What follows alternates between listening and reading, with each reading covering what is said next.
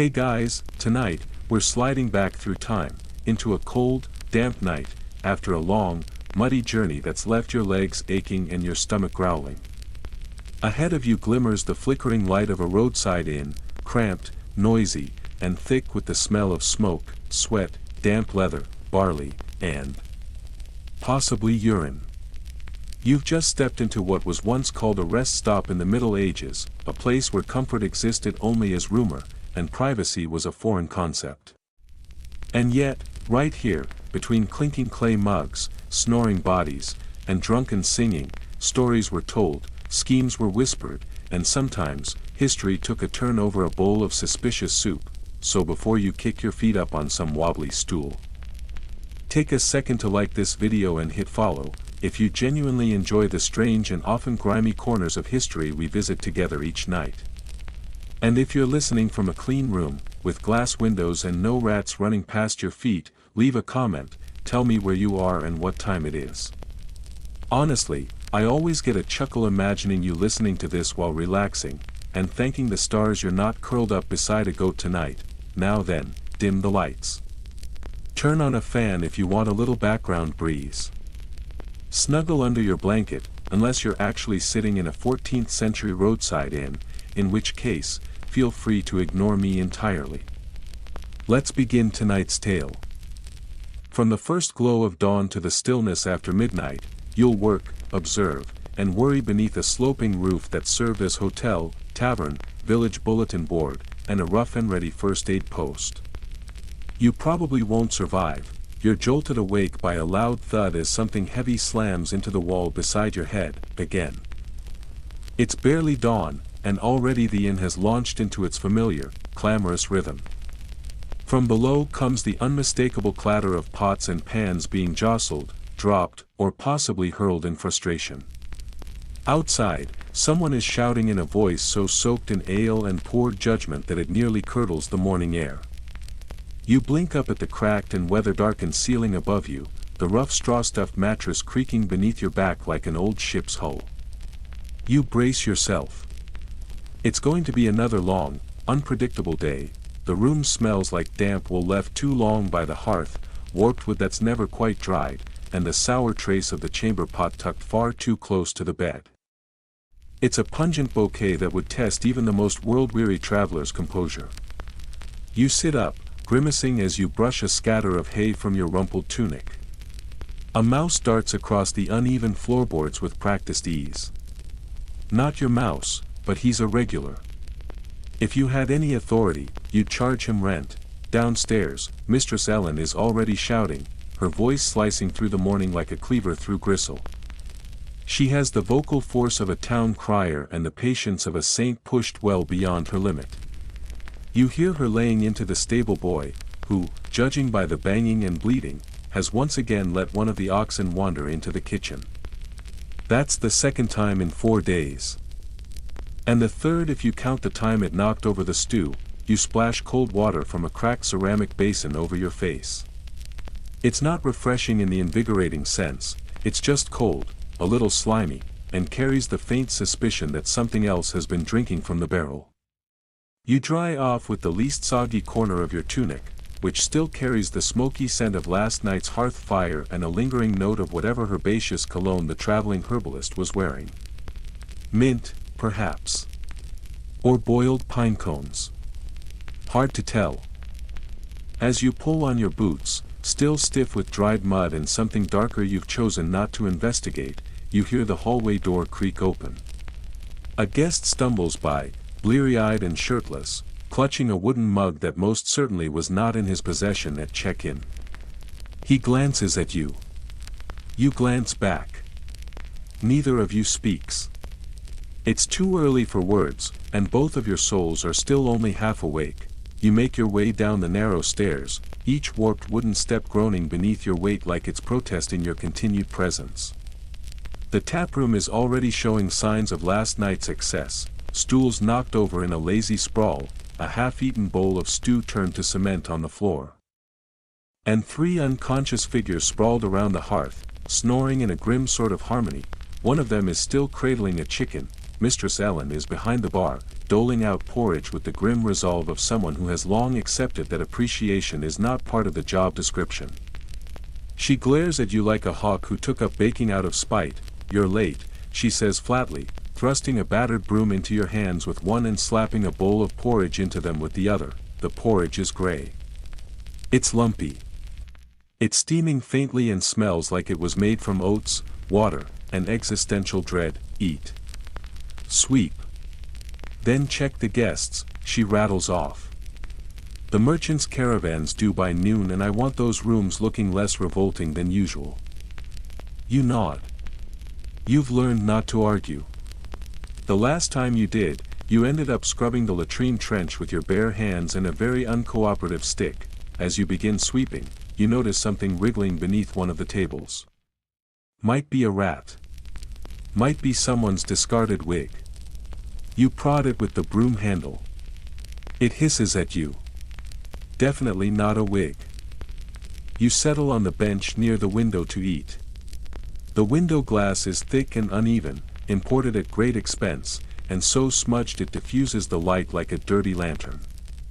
Outside, the sky has shifted from midnight blue to a pale, weary gray. Rain seems likely. Which means soggy cloaks, slippery steps, and someone inevitably falling into the privy ditch again. You force a spoonful of porridge into your mouth. It tastes like wet parchment with a dash of salt and regret. At least it's warm.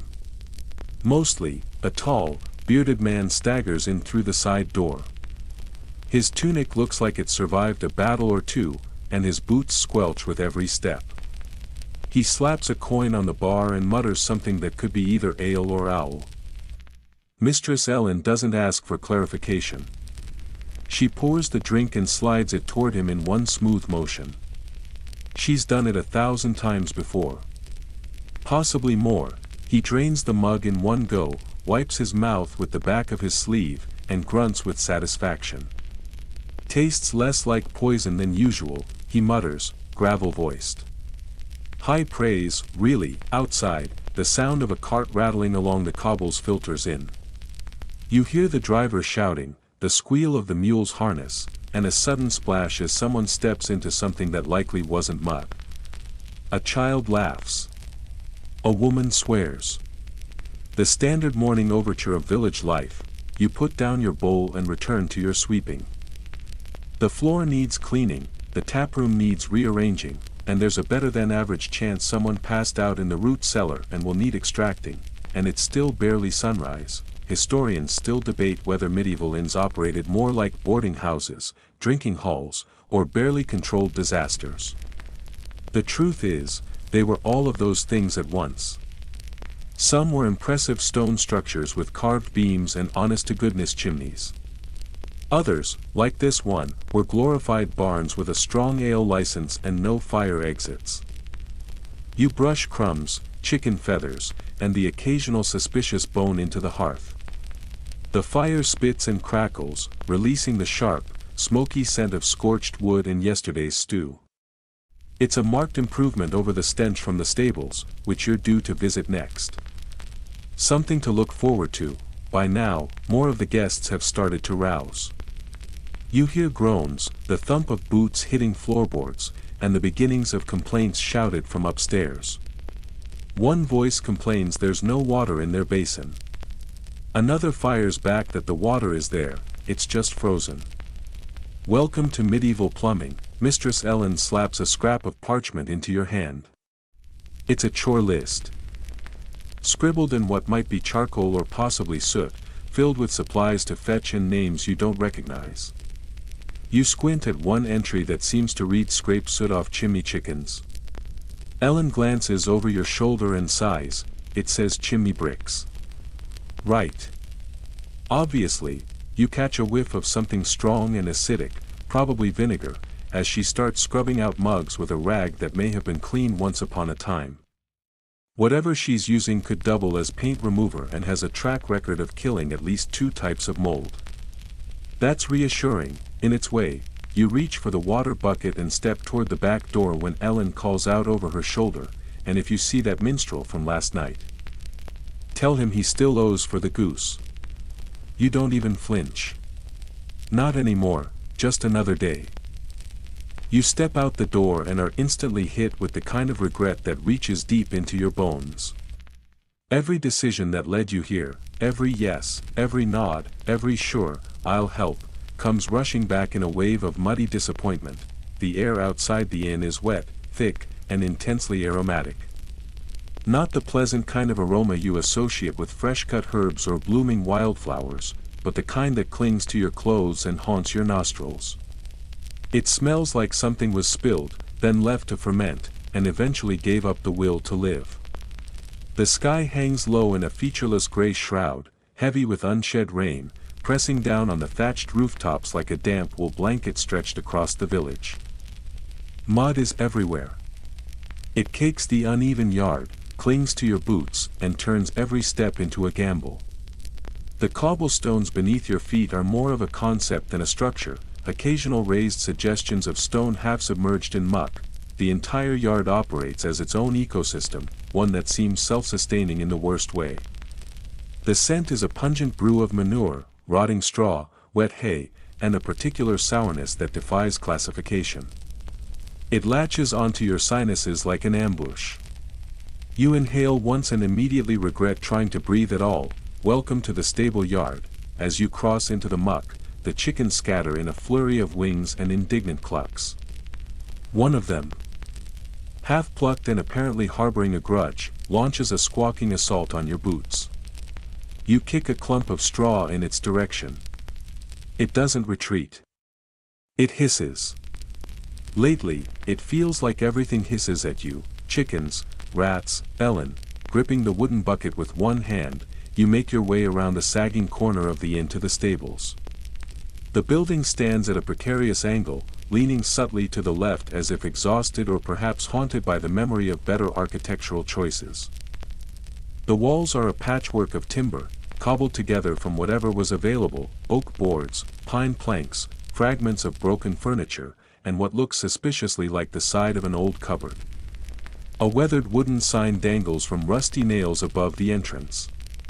It reads stable, as if someone once thought that clarification might be necessary. Inside, the air is warm, close, and intensely humid. Steam rises gently from the bodies of 6 goats, 3 oxen, and a donkey with gas problems that would shame a tavern full of drunkards.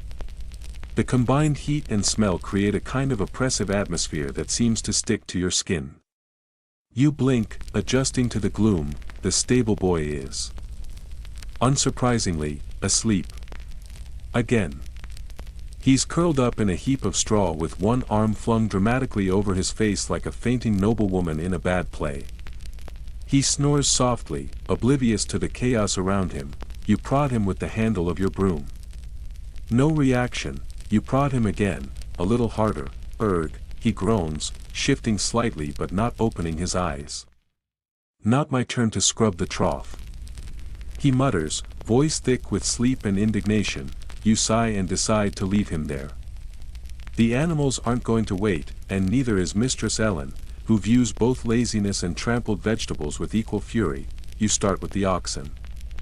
They loom in their stalls like furry, horned monuments to boredom. Their eyes are slow and deliberate, the way they blink giving the distinct impression that they are silently judging your entire existence.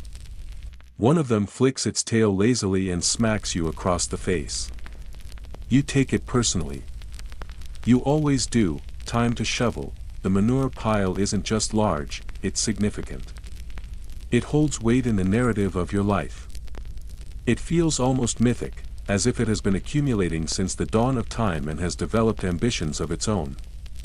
You dig in with the wooden shovel, scooping up heaps of the stuff that grow heavier the deeper you go. The smell sharpens as you disturb the layers, like turning over secrets that should have stayed buried. You try breathing through your mouth instead of your nose. This is a mistake. Now you can taste it. Historians estimate that the average medieval stable produced dozens of pounds of manure per animal every single day. There were no trash bins, no cleanup crews, and certainly no enchanted tools to make the task easier. Just a servant with a shovel and the stubborn hope that the job will be over before you lose your will to live. you haul each shovelful to the compost heap behind the stables, which, worryingly, sits only a few paces from the kitchen door. You make a mental note not to eat anything described as having an earthy flavor for the foreseeable future. Next, you tend to the goats. They are small but mighty, with a chaotic energy that borders on malicious intelligence. One slams its head against the wooden stall wall as you approach, not in fear, but with the firm intention of asserting dominance. You glare at it. It glares back. The standoff is brief but intense. You break it by offering a fistful of dry grass. The goat accepts the tribute, then promptly tries to chew your sleeve. This is not affection. This is the goat version of a challenge. You endure it in silence and move on to Maud, the donkey. Maud is old, ornery, and looks like she has lived through multiple wars, perhaps started one or two herself. Her eyes are dark and unfathomable, filled with what can only be described as spiritual exhaustion. You suspect she may have once been a person who was cursed into this form, and she resents every moment of her current existence. You clean her stall with great care.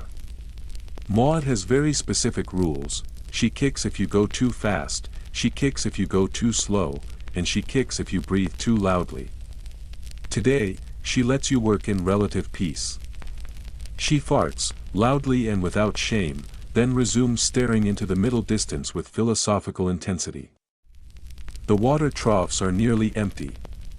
You haul them out one by one and refill them from the rain barrel at the back of the stable. The water is icy, slightly green, and full of suspicious floating bits, but the animals don't seem to care. You make a note to ask Ellen for more vinegar and ash to purify it.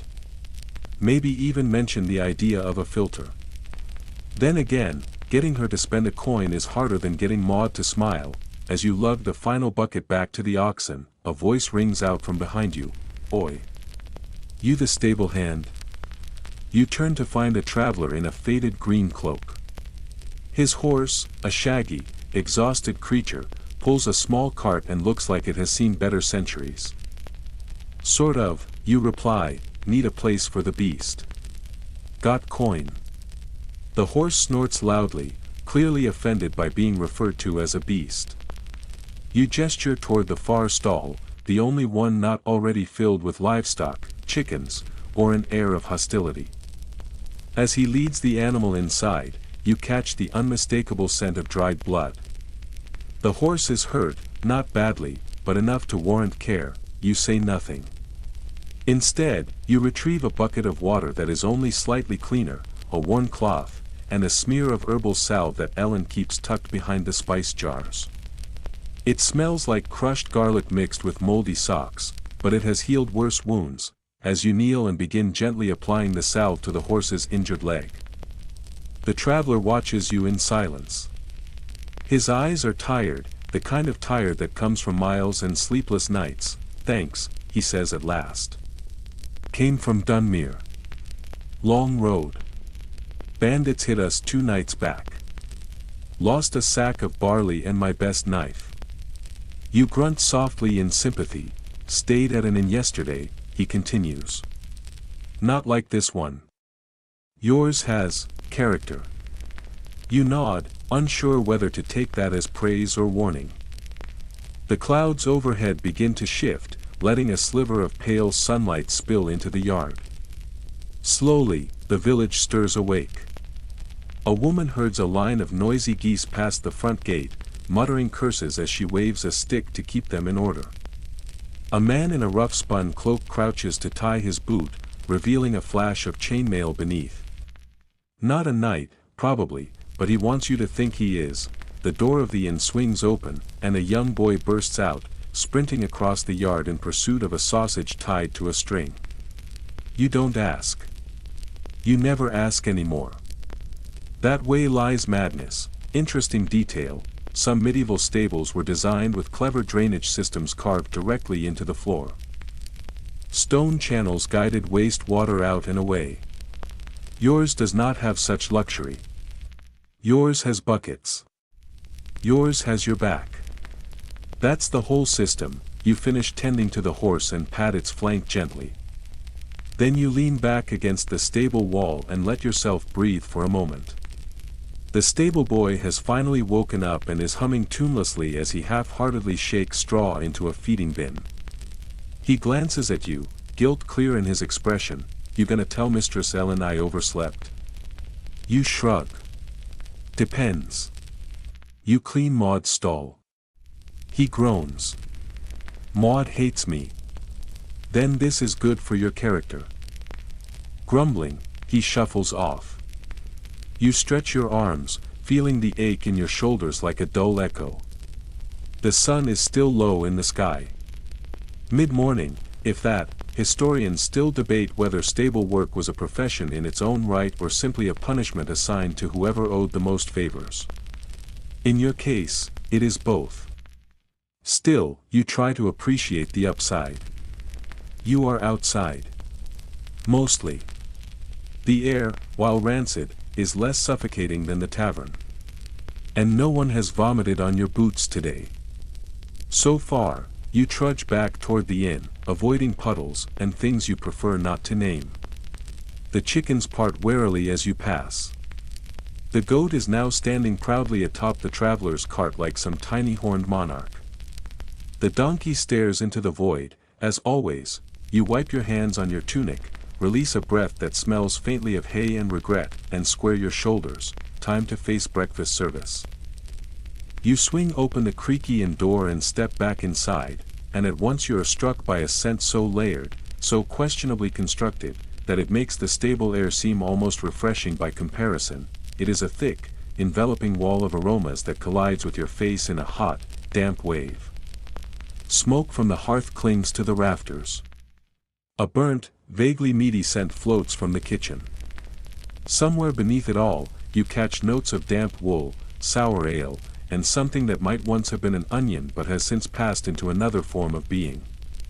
It hits you like a soggy towel, warm and unpleasant, thrown square across your face by a prankster god with no sense of mercy. The taproom is louder now. Whatever sleepy stillness had clung to the morning has been fully replaced by the chatter and clang of the breakfast crowd. The long trestle tables groan beneath the weight of bowls and elbows. Guests sit hunched over their food like starved wolves, spoons shoveling with speed and ferocity. Others are already shouting, and not in joy. A growing chorus is demanding salt as if its absence is a personal insult. You glance toward the kitchen. You immediately regret it. The doorway reveals a swirling tempest of elbows, clattering pans, rising steam, and a flurry of crumbs. Mistress Ellen dominates the space with the force of a battlefield commander. She moves like someone both in control and on the edge of snapping. Her ladle raised high like a weapon she fully intends to use. "Who let the dog near the hearth again?" She hollers, voice sharp enough to peel paint. You quietly step around the dog in question. It is sprawled contentedly on the warm stone, gnawing on a carrot with the kind of slow, deliberate satisfaction that says it neither heard Ellen nor cares in the slightest. You suspect it might have been the one to start the fire this morning, just to reclaim this spot. You grab a chipped wooden bowl from the stack and take your place in the ever-growing queue of sleep-fogged patrons. Some hold out clay mugs. Others present crusts of bread.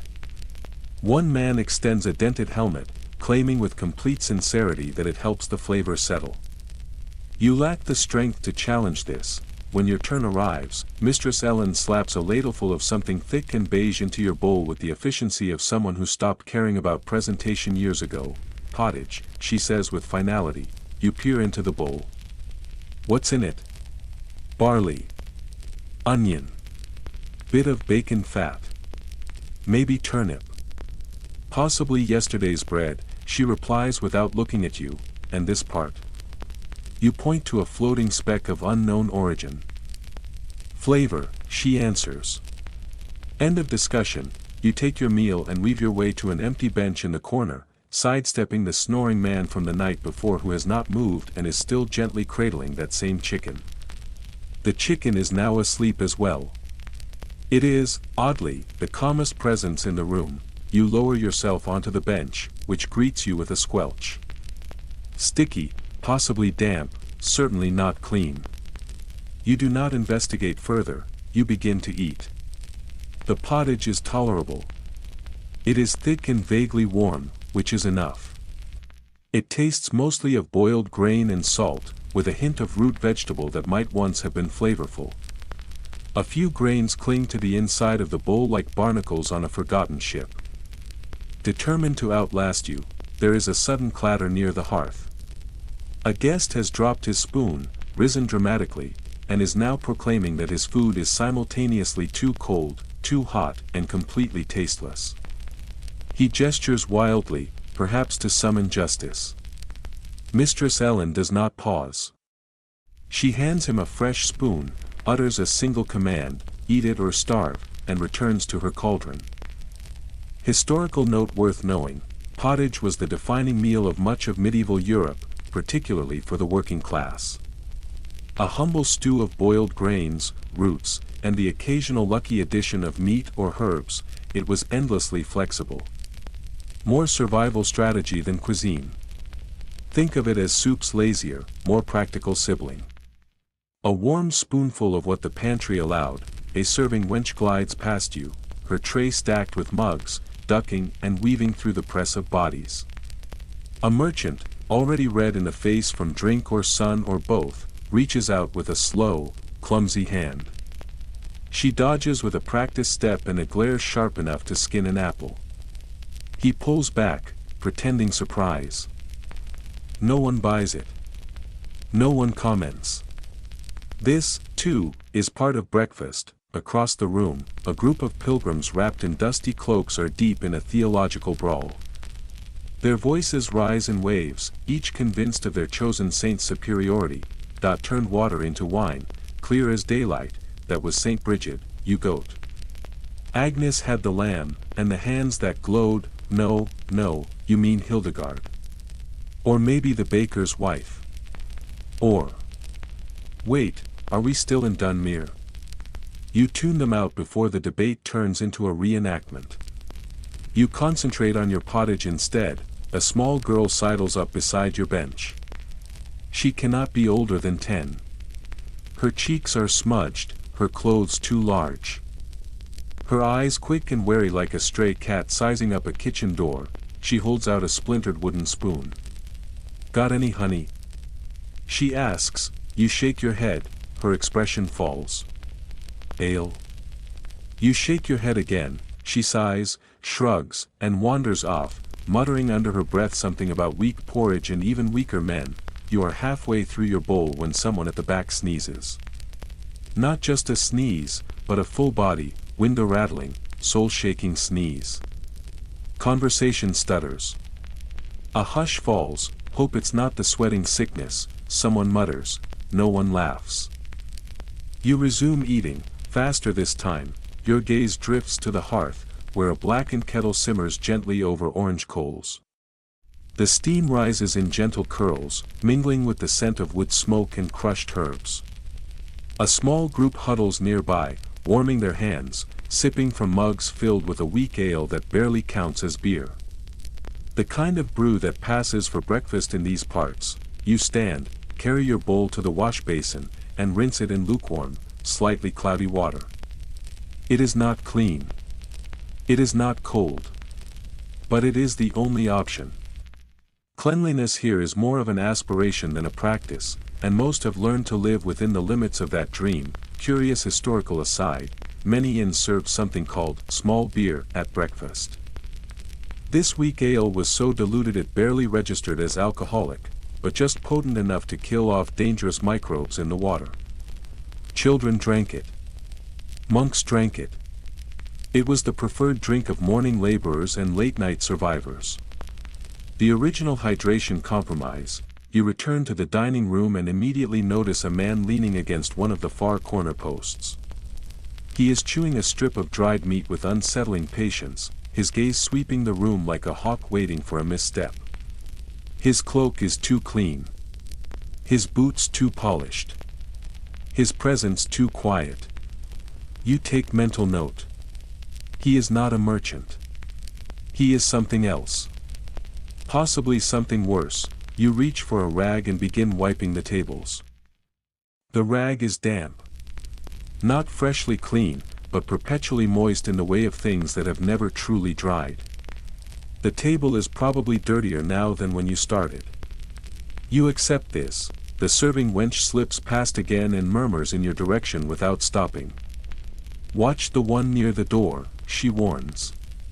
Looks like he's casing the place. You nod. You already suspected as much, could be a sheriff's spy. Or worse, she adds with a raised eyebrow. A poet. You shiver. That kind of trouble ruins entire mornings. From behind the bar, Mistress Ellen calls your name.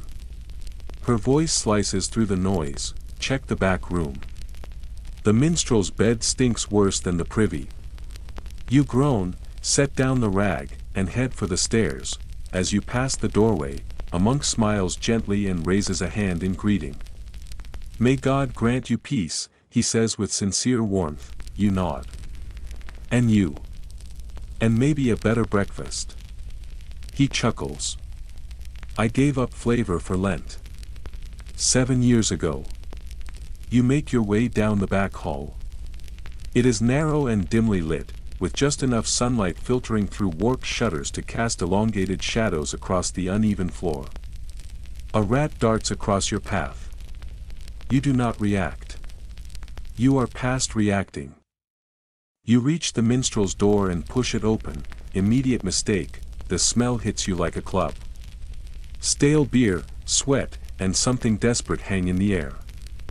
The bed is a tangle of stained linen. Feathers coat the floor. You do not want to know what happened. You do not want to ask questions. There is no safe answer. You spot a crust of bread beneath the bed and a battered lute with 2 missing strings abandoned on a chair. You shake your head and shove the shutters open, letting in a rush of slightly fresher air. It is better than what was inside. Marginally, historians often debate whether breakfast in medieval inns followed any structure at all or whether it resembled a scavenger hunt for sustenance. You know where you stand.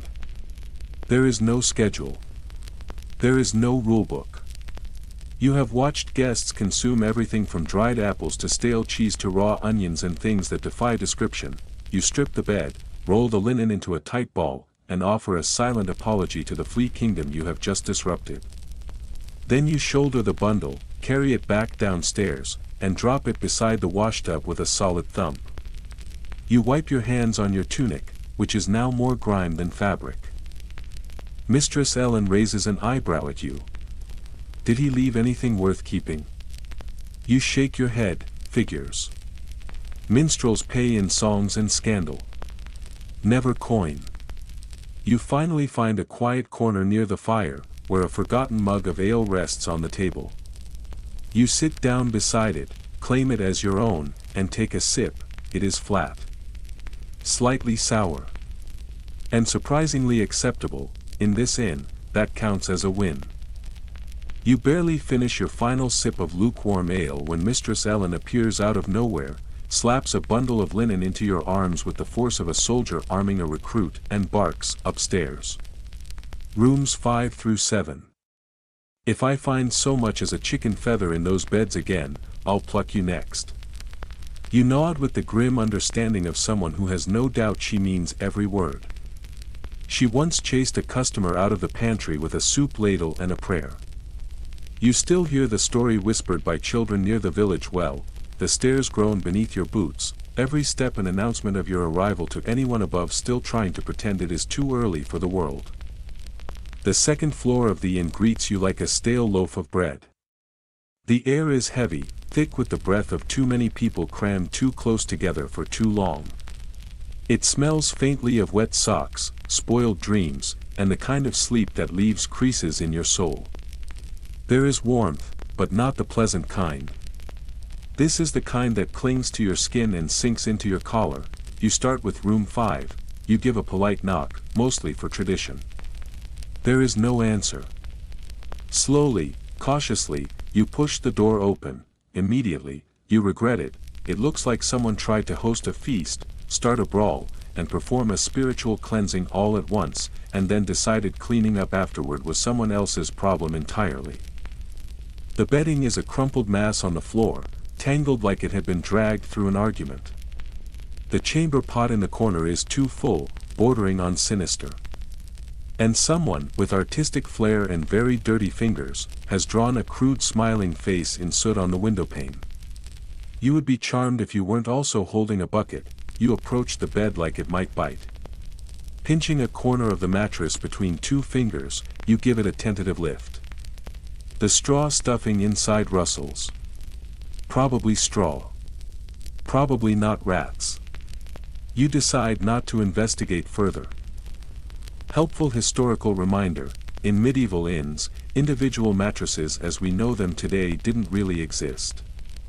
Beds were sacks filled with straw or feathers or, if fate was cruel, rags.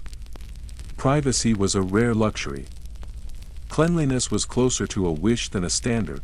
You strip the bed, linen crinkling in your grip, and try not to react when several suspicious crumbs tumble to the floor and then begin to move. Small legs. Swift motion. You close your eyes and count to 3. Delightful, the chamber pot awaits. You grip the handle, hold your breath, and lift it at arm's length like it contains a cursed relic. As you walk it outside to the trench, you think, not for the first time, about starting over. Perhaps in a monastery. Perhaps in a small boat on a distant lake. Perhaps in the afterlife, you return with a bucket of lye water and the solemnity of a penitent. The scrubbing is rhythmic, almost soothing, if one ignores the fumes and the existential crisis. You finish with a shaky rinse, mop up a tacky patch on the floor of indeterminate origin, and set a sprig of dried lavender on the windowsill. Not because it helps, but because the illusion of effort can sometimes be enough to fool the nose. Room 6 greets you like a punch to the sinuses. Someone smoked something strong in here. The air is dense and bitter, carrying the scent of old leather soaked in pipe resin. It clings to your clothes and wedges itself between your teeth.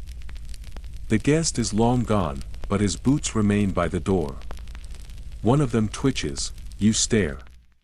You prod it with the broom handle, a beetle crawls out, offended. You are not paid enough for this. You wrap the boots in a bit of scrap cloth and set them outside the door with the reverence one might give to cursed objects. Then you go about your duties. The linens are stripped and replaced. The shutter is pried open with effort. Its hinge screams like a ghost with opinions. You wedge the stool upright with a nearby brick. It leans, but stands. That's good enough. Curious historical footnote: to fend off fleas, some innkeepers placed shallow bowls of ash beneath the bed legs, believing the pests would not cross them. Whether or not it worked is still unclear. Whether you now smell faintly of ash is absolutely certain. Room 7 is a pleasant surprise, if only by comparison. It contains no odor strong enough to stun a horse. Just 2 withered apple cores under the bed and a love note carved into the wall with something sharp. The Latin is clumsy. The sentiment worse. You leave it untouched. A little character never hurt anyone. As you smooth out the last sheet and tug it taut, you hear a dull thump at the end of the hall. Could be someone dropping their satchel. Could be someone falling over. Could be a goat. You have experienced all 3. The odds are even. You wipe your hands on your apron. When, exactly, did you start wearing an apron? You can't remember. You suspect you were born wearing it. You descend the stairs with the limp bundle of used linens trailing behind you like the banner of a weary knight returning from battle. Mistress Ellen catches sight of you and calls out with her usual warm impatience, "Room's passable." You hesitate for half a heartbeat. She narrows her eyes. "Yes," you say quickly. She grunts. "Good. Go scrub the hall bench. Some genius spilled honey all over it." You do not ask why anyone was carrying honey in the hallway. You do not want to know. You simply comply. You drop to your knees beside the bench, your arms soon elbow deep in sticky amber resin. The wood is slick. The smell is overwhelming. You begin to question the choices that brought you here. Not for the first time. Certainly not for the last. A man in a fur-trimmed cloak strolls by, trailing arrogance and expensive cologne in equal measure. He pauses to examine your scrubbing with disdain. You glance up. He is tall, self-important, and probably hasn't washed a dish in his life. He sniffs. The seating here is rudimentary. You smile without warmth. That's why you bring your own cushion, my lord. He snorts and walks away, probably off to demand a wine list. Mistress Ellen cackles from the bar. And you briefly feel like a champion. Historical aside, scholars still argue whether medieval inns operated as legitimate resting places or as unofficial brothels, gambling halls, and markets for black market sausages. The truth likely falls somewhere in between. A blend of survival, necessity, and mild chaos. You finish scrubbing. The bench is less sticky. Not clean, but functional. That counts as progress. Time for linens. You lug the basket of soiled bedding to the rear yard where the wash troughs await. No soap. Again. So you crush rosemary leaves between your fingers and stir them into the water, hoping the fragrance will mask the truth. Anything is better than the lingering smell of beetle-infested boots. You wash, and keep washing. Laundry here is no graceful affair. It is knuckles rubbed raw on wooden washboards, icy water that bites even in spring, and the knowledge that some stains are not removed so much as buried beneath stronger scents. You become an alchemist of aromas, combining herbs and prayers. A cat leaps onto the edge of the trough. You've never seen it before. It looks at you. You look back. You exchange a silent nod. Colleagues in toil. Finally, the sheets are wrung out and hung on clotheslines stretched between the old apple tree and the crumbling wall of the privy. The breeze stirs them slightly. You pray no one sneezes in their direction. On your way to collect fresh linens for the next round, you pass the back pantry. The door is ajar. You peek inside, barrels of salted pork, wheels of cheese that could double as defense weapons, sacks of barley stacked to the ceiling. It smells dry and old and oddly comforting. Like history made edible. You eye a large cheese wheel. It does not blink, but somehow you still feel watched. You gently close the door. A guest stumbles in from the yard, soaked from boots to brow. His cloak plastered to his back. He is clutching something that may once have been a goose. Or at least part of one. He flops into a nearby chair and exhales like a man who just fought the road and lost. Roads are hell. You got towels. You hand him a tablecloth. It's close enough. Mistress Ellen calls from the kitchen again, her voice sharp and unrelenting. Once you're done laundering, check the roof for leaks. You look up. You do not like the roof does not like you, but you will do it anyway, because the guests keep arriving. Because the beds keep needing straightening. Because someone is always spilling honey where it should never be. And because here, in this particular inn, there is no such thing as someone else will handle it. You are halfway up the rickety ladder to the roof when a pigeon explodes out of nowhere, flapping wildly like it has just remembered an urgent appointment. It veers straight toward your face. You flinch, flail, and mutter a colorful oath through clenched teeth as one foot slips off the rung.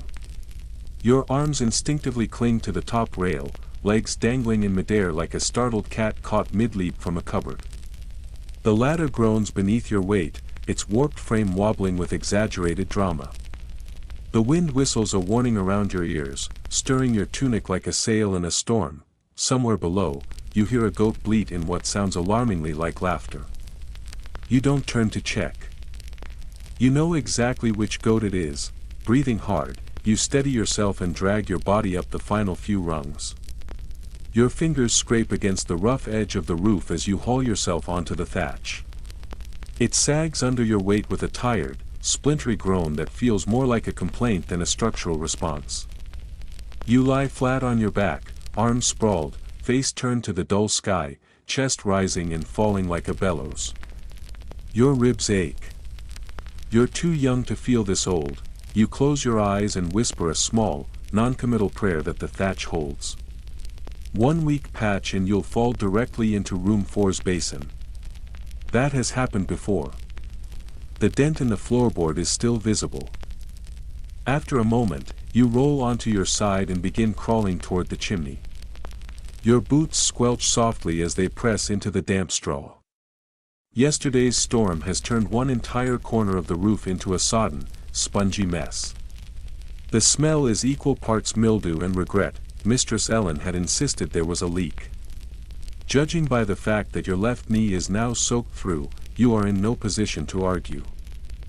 You prod around with a stick until your fingers find a weak patch, thin and ragged, likely the result of birds pecking away strands for nesting fluff. You press down gently and watch water bead up between the woven reeds. Sighing, you reach for the bundle of fresh thatch you hauled up earlier. Working quickly, you stuff the gap with handfuls of straw, packing it tight and tamping it with the sole of your boot. It's crude, but functional. No rain should get through. For now, in medieval terms, this is practically engineering. You sit back, squinting into the distance.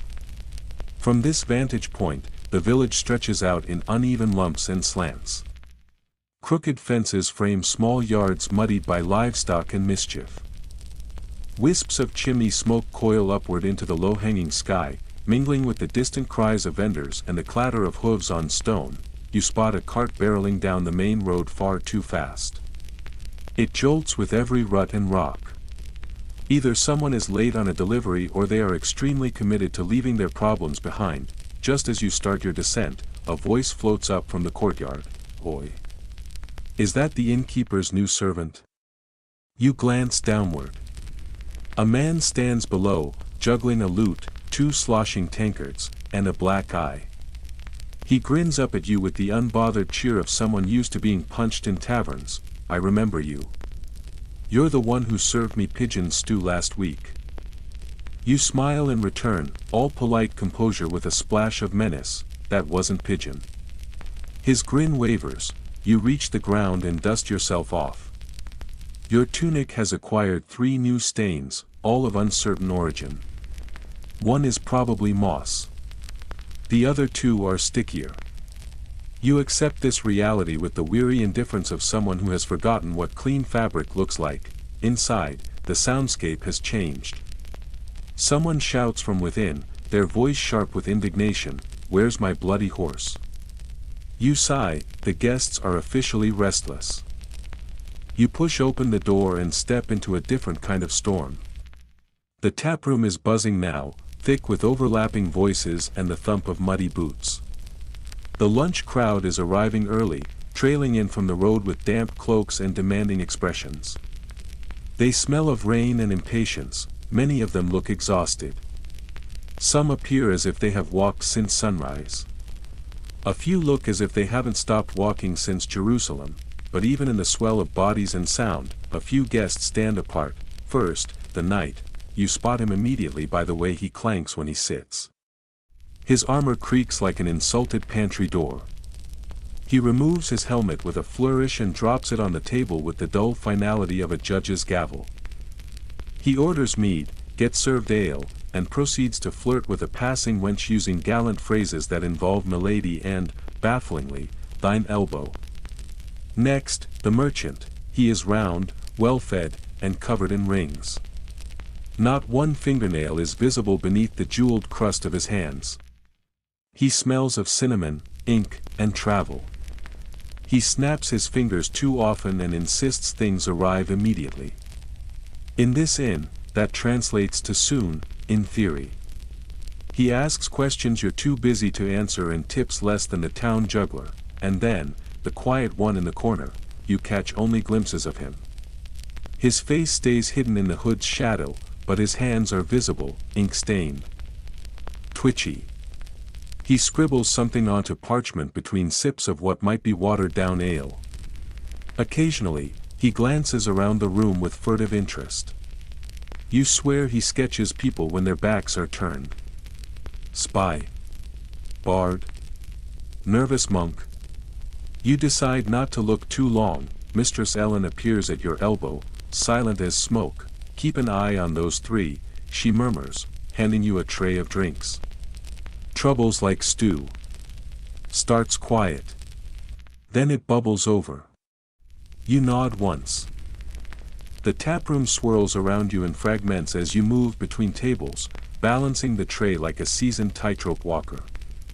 Mugs clink down. Smells of roasted grain, wet wool, and singed onions fill the air. Elbows jab. Coins clatter, snippets of conversation drift past. Dot said she was a witch, but I swear she just had 3 cats and opinions. Dot thrice I told him, you owe the miller, not the other way around. That I won last time. Your turn to pay. Don't test me. 2 men play cards on an overturned barrel. Their betting pile includes silver coins, a dented spoon, and 1 unfortunate shoe. You don't ask whose. Near the hearth, a bard begins to tune his lute. You grimace internally. The first notes are tentative, then resolute. He launches into a ballad so sorrowful the room collectively pauses. Even the mice appear contemplative. The lyrics mention a goat, a broken heart, and winter onions. No one applauds. No one throws anything either. That's something. On your 3rd circuit through the room, a man at the back table stands abruptly. He jabs a greasy finger into the air. This stew is an insult to meat everywhere. Mistress Ellen is already moving. She appears beside him like a summoned storm, her ladle gripped like a cudgel. You're welcome to leave hungry, she says calmly. He sits back down. She returns to the kitchen without breaking stride. You exhale. But it doesn't last. 2 more figures enter. The first is a pilgrim, robes caked with mud and a sack of trinkets clutched like relics. The second may be a noblewoman slumming it or a washerwoman with excellent posture. Both ask for stew. You fetch it, same pot. Always the same pot. Endless variations. Always slightly different, always vaguely familiar. Ingredients change, but the mystery remains. Beans, maybe. Lentils. Carrot if you're lucky. Meat on rare days. You pray it is not Maud. Historical side note, inns rarely offered menus. Food was food. 1 dish. 1 pot. You ate what was ladled or ate nothing. Some travelers brought their own ingredients to be cooked on site, for a fee. Of course, you serve the stew piping hot and escape before anyone asks questions about texture or origin. If it smells edible and doesn't move, it passes inspection. In the corner, the card game intensifies. 3 acorns beat 2 pine cones. Someone shouts, not if the innkeeper's daughter's in play. What does that mean? You approach. It means wrap it up before supper or I start watering your ale. They nod, cowed. The bard, encouraged, starts again. This time the tune is livelier. Something about courage, frostbitten toes, and a horse named Gilda. 2 people clap. Someone tosses a nut. Applause. Snack. Unclear. You ferry empty bowls to the wash basin, rinsing them in murky water that now smells more like stew than the stew itself. The taproom is louder now. Voices rise with the heat. Footsteps thud heavier. Laughter cracks through the air like thunder after a storm. Then the door bursts open. A stranger stands in the doorway, soaked from crown to sole. Armor dented. Sword drawn halfway. Eyes scanning the room. Time stops. He blinks. Takes in the room. Sorry, he says. Wrong in. And walks out. A beat of silence. Then laughter, loud and unexpected, rolls through the taproom. Someone raises a mug. Cards resume. The bard starts humming something about unfortunate timing and dramatic entrances. You breathe again. Trivia break. Summons carved secret codes into their beams or doorframes. These were subtle signs for traveling tradesmen, fighters, or secret societies. This inn has no such carvings. At least, none you can see. Which might be worse. You return to Mistress Ellen just in time to see her ladling stew with the grace of someone filing taxes with a shovel. She eyes you. Still breathing? Barely. Good. Dinner's in 3 hours. You sigh. Somewhere, the bard begins humming again, and you fetch more mugs. Because someone is always thirsty. Because the stew is always simmering. Because in this place, chaos doesn't mean something went wrong, it means everything is running exactly as it should. You wipe your hands on your apron for what feels like the 20th time today, though it's hard to tell anymore where your skin ends and the grime begins. The fabric is already so stained it could be studied like tree rings, each mark telling a story of past meals, spilled drinks, and regrets. You draw a deep breath, square your shoulders, and prepare yourself for one of the more delicate yet hazardous tasks in the daily ritual of survival, assisting with the brewing. At first thought, you might imagine it peaceful. The idea brings a certain rustic charm. Gentle stirring over a steaming cauldron. The warm, rich scent of malted grain filling the air. Maybe some quiet humming from the brewer as hops float like flowers on the surface of the boil. Something slow, steady. Almost meditative. You would be entirely wrong. The brewer's name is Old Joss, and if you haven't had the questionable privilege of meeting him, count yourself fortunate. He smells perpetually of yeast, mildew, and crushed dreams, and speaks in a voice so gravelly it might well be formed from crushed stone. You find him where he always is, hunched over near the brew shed out back, flanked by barrels, sloshing tubs, and a bubbling copper pot that hisses with ominous intent. You're late, he growls the moment he sees you, despite never having specified a time for your arrival. His squint is somewhere between judgment and cataracts. You mutter an apology and shuffle closer. Start with the mash. Stir slow. Clockwise. Unless it clumps. Then curse at it. You nod solemnly. This is standard procedure. Inside the brew shed, the air is thick as porridge, soaked with steam and a dozen competing smells. The walls are mottled with the ghost stains of countless overflows and spills, a mural of brewing mishaps. Every surface seems to radiate warmth and stickiness. The floor squelches faintly beneath your boots.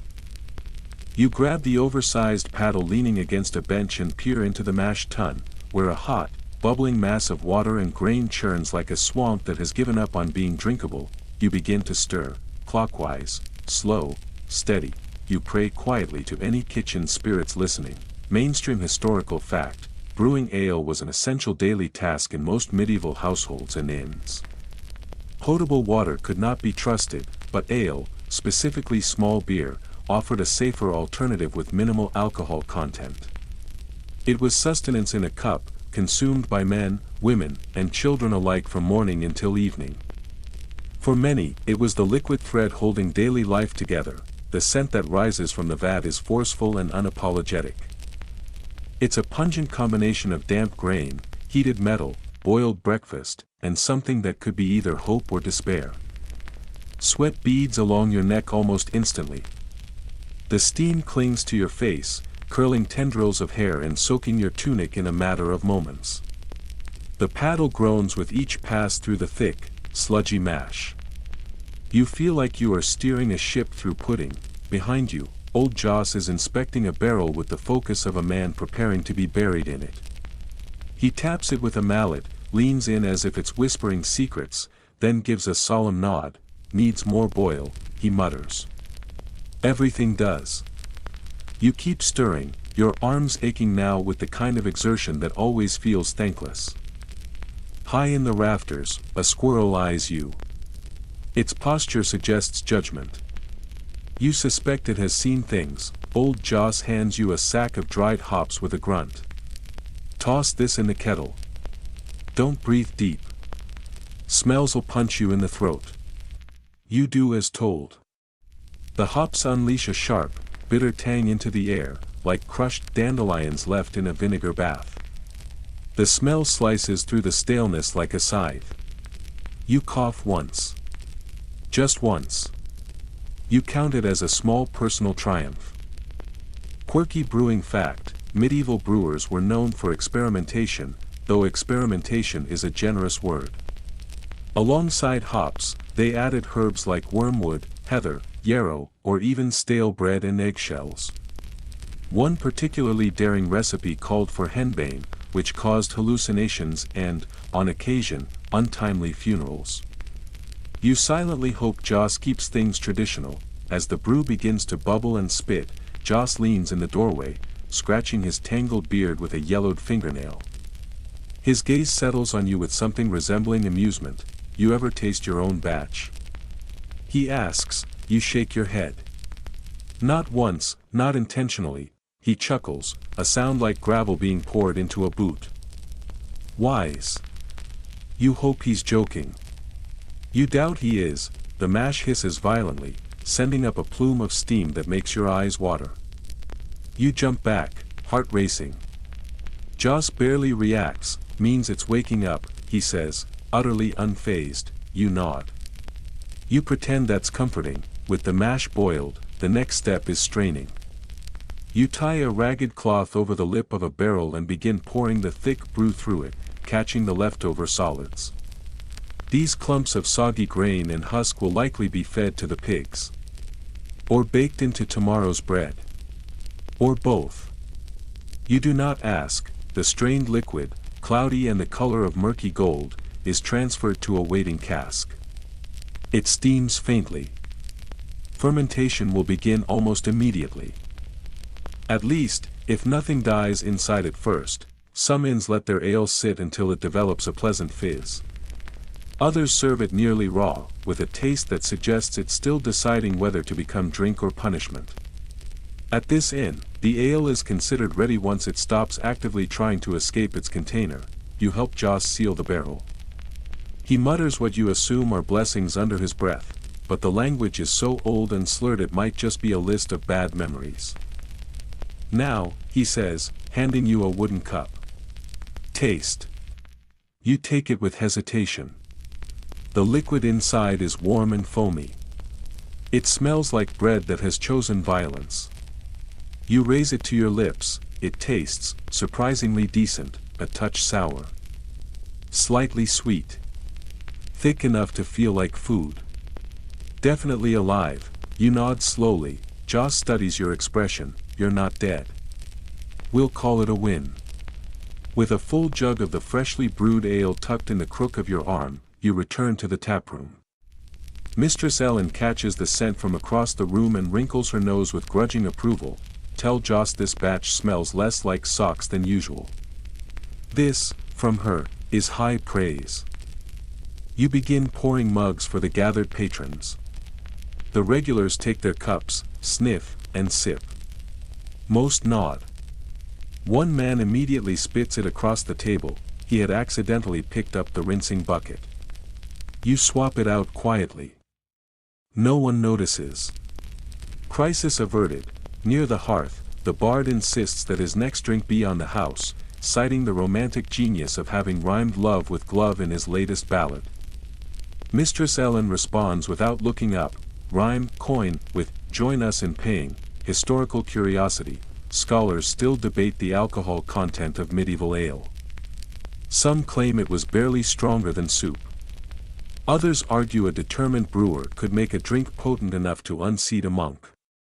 The truth likely lies somewhere in the middle, and depends on how honest the brewer felt that day. In your case, this batch is mellow. Warm in the chest. Not strong enough to start fights, but enough to help forget them. Around you, the mood begins to shift. A group of tanners at the far table starts a song about leather that has far too many verses. A weaver claps along. The knight from earlier raises his mug in salute and promptly falls off the bench with a clang. Nobody moves to help him. You slip behind the bar to refill pitchers.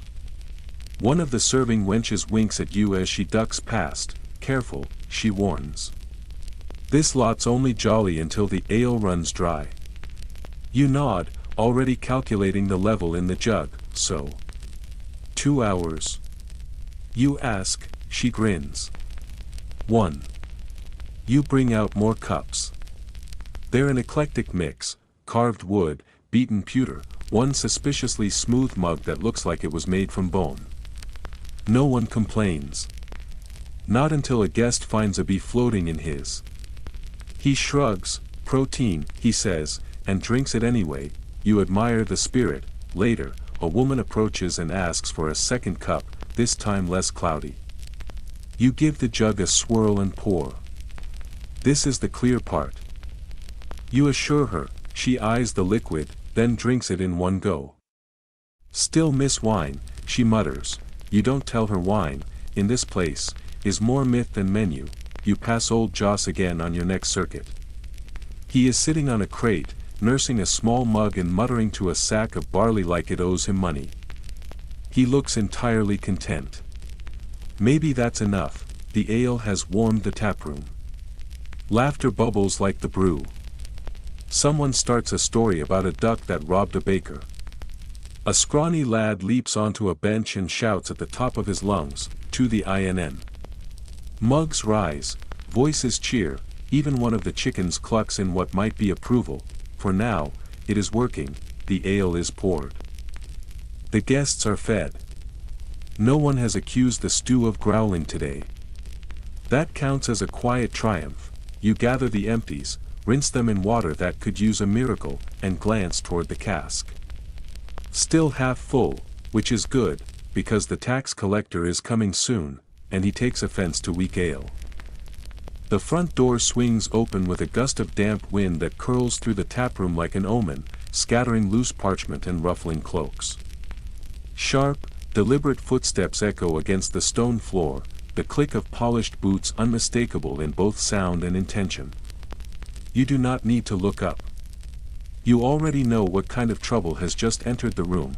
A hush does not fall so much as ripple. A current runs beneath the surface of the usual noise. Conversations soften. Laughter fades into throats. Mugs hover, paused in mid-air. A card game stutters, its players frozen mid-gesture. Even the bard's fingers falter on his lute strings, the notes drifting quieter. Still, you glance up. Just to confirm what your bones already told you, yes, the tax collector. He is tall, with a posture carved from ice, and a lean build that suggests sharpness rather than frailty. His dark blue cloak hangs from his shoulders like it was designed to repel not just weather but remorse. The hem bears no trace of mud despite the slop outside.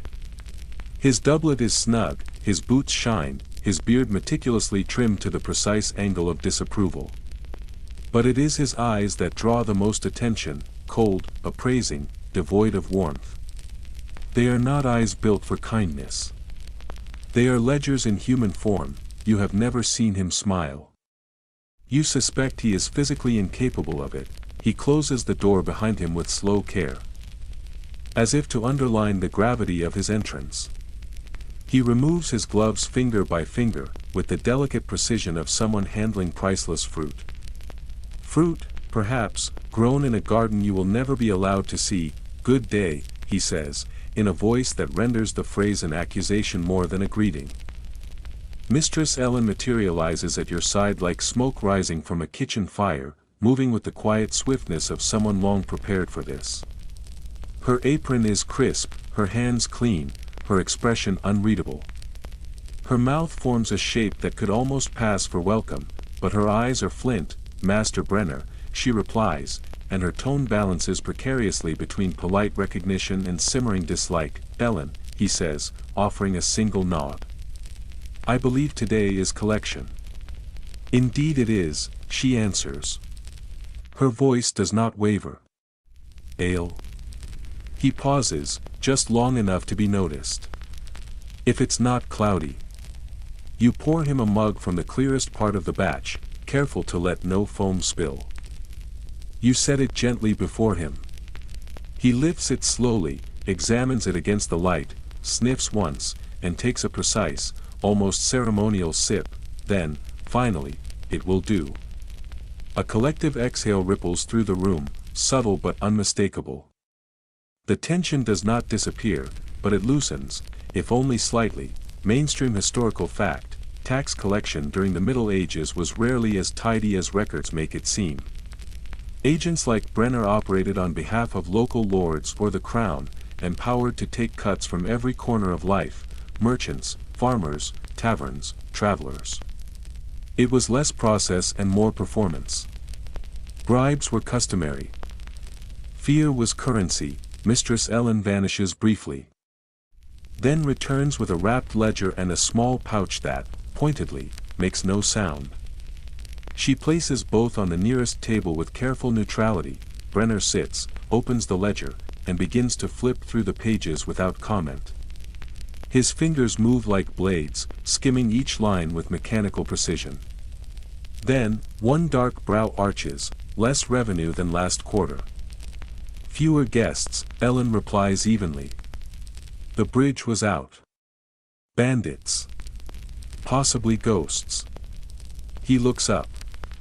His face remains unreadable. She does not blink. From the far corner of the room, a voice pipes up with exaggerated cheer: definitely ghosts. You stare at the floor. The floor is safer. Brenner closes the ledger with a sharp snap. This will be reported. Of course, Ellen says, unfazed. He reaches for the pouch, slides it into the folds of his cloak, and takes another long sip of the ale. You should consider raising your prices. And lose customers. She says, arching a brow of her own. Only the poor ones, he replies, without irony. Her smile does not reach her eyes. It is the kind of smile one might wear while stirring something into a pot. He drains the mug and rises to his feet, slow and certain. Until next quarter. With no further farewell, he turns and strides to the door, disappearing into the cold with the same eerie grace in which he arrived. The air he leaves behind feels heavier, as if his absence is merely a temporary shadow waiting to return. You exhale. So does Ellen. She doesn't turn to you at first. Her eyes linger on the door, as if she expects it to swing open again at any moment. He's getting bolder, she murmurs. You nod. Or hungrier. She finally looks at you and gives a single, sharp nod of agreement. Keep the ledgers hidden. Use the backup ledger next time. The backup ledger. The one with adjusted figures and invented guests.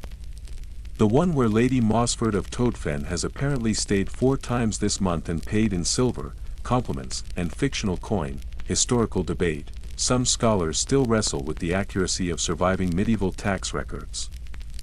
Were they honest attempts at bookkeeping or desperate fabrications to avoid punishment? Most agree the reality was less about fact and more about survival. Creativity often held more value than truth.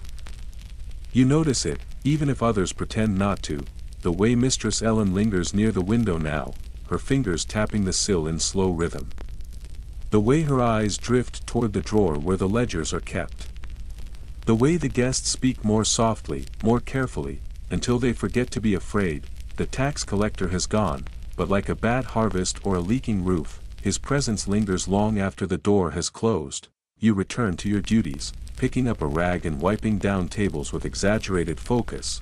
Behind you, a voice says, thought he was going to search the place. Another answers, he wouldn't dare. Ellen turn him into soup. Laughter follows. Not carefree laughter. But the kind people force out to push fear aside. You slip into the back room under the pretense of checking supplies.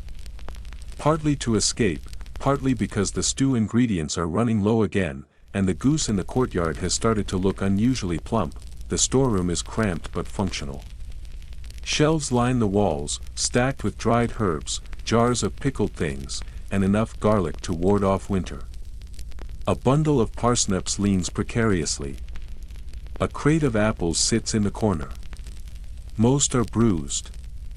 One of them wriggles. You collect what will pass for tonight's vegetables and return to the kitchen, Ellen is already there, hunched over the chopping board with a knife in one hand and a scowl in the other. "He's going to come back with questions," she says, slicing through a turnip like it insulted her ancestry. "We need to be ready." "For what?" you ask, setting the basket down. "For anything." She severs a parsnip with swift, practiced force. You back away slightly and decide to check the guest log. Just to be safe. Just to make sure no one signed in as sirloin of beef or Baron von Tipsalot. So far, so good. You scan down the list and frown. The merchant from earlier still hasn't paid for his room. You pencil a reminder in the margin. Passive-aggressive. Satisfyingly so. Out in the main room, the mood has rebounded. Someone has turned balancing a stool on a finger into a contest. A pilgrim is winning. A mason is losing, loudly. The bard has launched into a tale of doomed romance and a broken bridge, much to the amusement of the local carpenter. You glance out the nearest window, and sure enough, you catch a glimpse of Brenner's silhouette fading into the misty lane beyond. He does not even seem to get muddy. It's unnatural, quirky historical fact. Some tax collectors carried wooden boards to stand on while speaking to commoners, lifting themselves literally above the crowd. It was not enough to take your coin. They also needed to look down while doing it. As the sun begins to tilt toward the western hills, the inn starts to feel like itself again. The fire crackles. The noise rises. The stew begins to bubble. Behind the bar, Mistress Ellen counts coins in slow, methodical silence. Her face does not change. "Think he'll check our books next time?" you ask. She does not answer. She simply pours herself a cup of ale, swirls it, and drinks it like medicine. Then she lowers the mug and speaks without looking up. "Just keep the stew hot," she says. "Everything else will bluff." You nod, because in a place like this, it is stew and stories that hold the walls upright. Truth is optional. Warm food is not. The scent of dinner has begun its slow and steady climb through the floorboards, curling into the taproom with a lazy kind of determination. It is thick, rich, and ever so slightly ominous. A smell that announces itself with confidence, like a guest who knows they weren't invited but showed up anyway. In the kitchen, the stew pot is at it again. Bubbling. Simmering. Muttering to itself in that way it always does. You are starting to suspect it has never truly stopped. Perhaps it just waits between meals, gathering strength. You stand elbow deep in a cloud of steam, stirring the pot with both caution and resignation. Every so often, a rogue bubble explodes near the surface with a sound that is too close to a growl for comfort. Splattering flecks of dinner across your sleeve. The stew is thicker than usual tonight. It clings to the ladle with a kind of ambition. Chunky. Opaque. Mysterious. The sort of meal that compels people to nod and mutter, "Well, at least it's hot," rather than risk asking questions they might not want answered. Mistress Ellen looms over your shoulder with the precision of someone who has caught this stew misbehaving before. "Keep scraping the bottom," she instructs. "Last time we let it stick, we lost half the pot to charcoal and the rest to complaints." You nod and dutifully adjust your angle, working the ladle in long, careful arcs. You are not here to start fires. At least, not literal ones. Emotional flare-ups are an entirely different department. You ladle out a test bowl and give it a cautious sniff. It smells earthy and robust. Something meat-like lingers beneath a layer of root vegetables and questionable confidence. There's a hint of nuttiness too. Possibly parsnip. Possibly mistake. "What's in it tonight?" you ask, squinting at the surface for answers it refuses to provide. Ellen shrugs without looking up from her chopping board. "Some mutton. Some beans. Couple of parsnips. Something the fisherman gave me this morning." "Something." You repeat. She waves a hand vaguely in the air, as though conjuring the image. "Had gills. Probably fine. Mainstream historical fact, medieval stews, known as pottage, were the original everything-in-one meals. They simmered for hours, sometimes even days, gathering complexity from whatever was tossed in. Salted meats, lentils, barley, dried peas, wild herbs, the occasional bone for depth. If it wasn't nailed down or poisonous, it went in. And even that second rule was loosely enforced during hard seasons. You balance the first tray of bowls and weave through the room, dodging elbows and shifting stools. The noise has returned. Not chaotic, but anticipatory. A kind of hunger that hums just beneath the surface. The room is full of the kind of people who may or may not have eaten today, and who are not above wrestling someone for a spoon if it comes to it. You begin ladling stew into bowls like a benevolent spirit of nutrition. Here, have sustenance. You get a ladleful. You get a ladleful. Yours is mostly liquid and contains something suspiciously crunchy, but you'll take it. Near the fireplace, the mason from earlier eyes his bowl with suspicion. Not mutton, he declares, poking the contents with the kind of skepticism usually reserved for cursed objects. That's goat.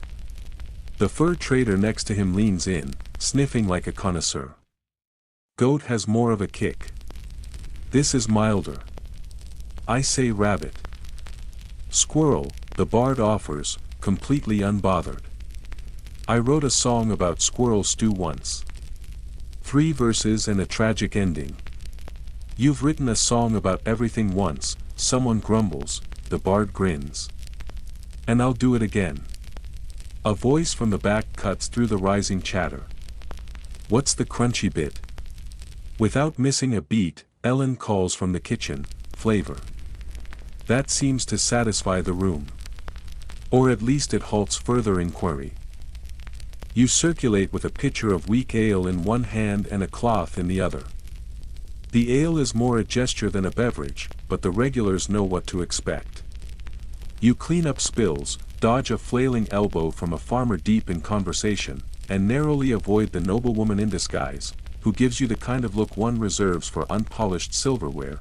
You place a bowl and spoon before her with a practiced smile.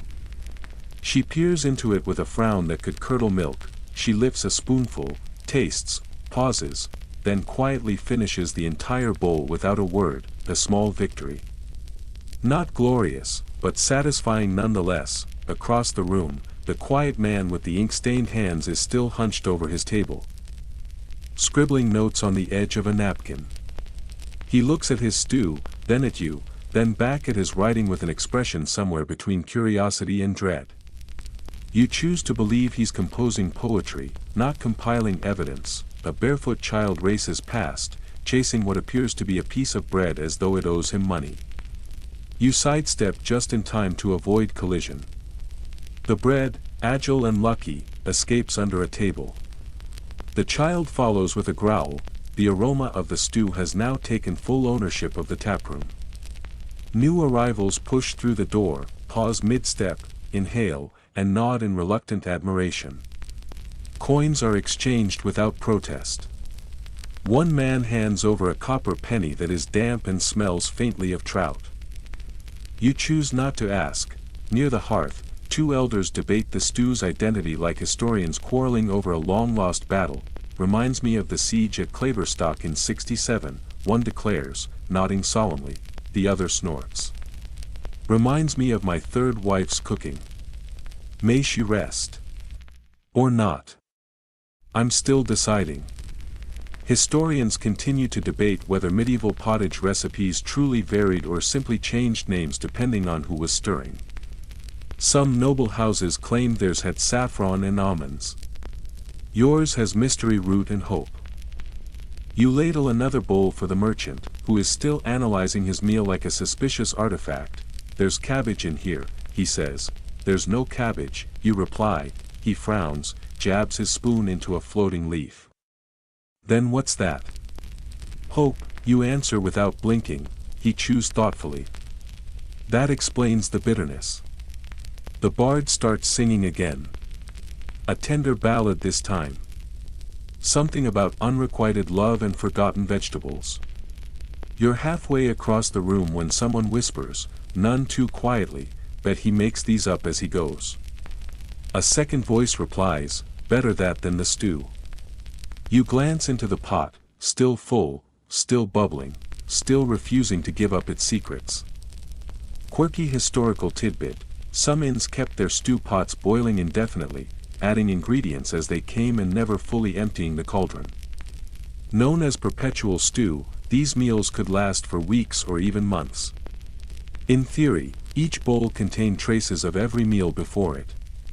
In practice, it depended on your stomach's sense of adventure. A dog slips in through the back door, tail wagging, nose twitching.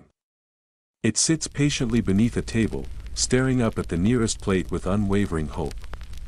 Someone tosses it a carrot. The dog sniffs, blinks twice, and looks personally betrayed. You retreat to the bar for a moment's breath. The clatter of dishes, the rattle of coins, the low hum of full mouths and fuller bellies, it all swells together into a kind of evening music. Not graceful, not refined, but warm. Mistress Ellen dries her hands and surveys the room with a look of wary approval. "Not bad," she says. You glance at her. "So, what's the verdict?" She considers. "No one's dropped dead. I'd call that 5 stars. The room is humming now, low and satisfied. The sort of calm that settles in once the last bite is chewed and the last grumble silenced. A man snores gently in the corner, his bowl half full and still clutched in his hand. Someone toasts nothing in particular. A laugh rolls across the rafters. You gather up the empties, scraping out what's left and stacking the bowls beside the basin. They won't come out clean, but they'll come out cleaner. You take one final bowl for yourself, settle on the bench nearest the hearth, and let the warmth seep into your bones. The bench creaks. There's a persistent draft.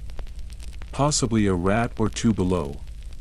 But from here, you can see the whole room. The knight's helmet is off. And his face is flushed from ale.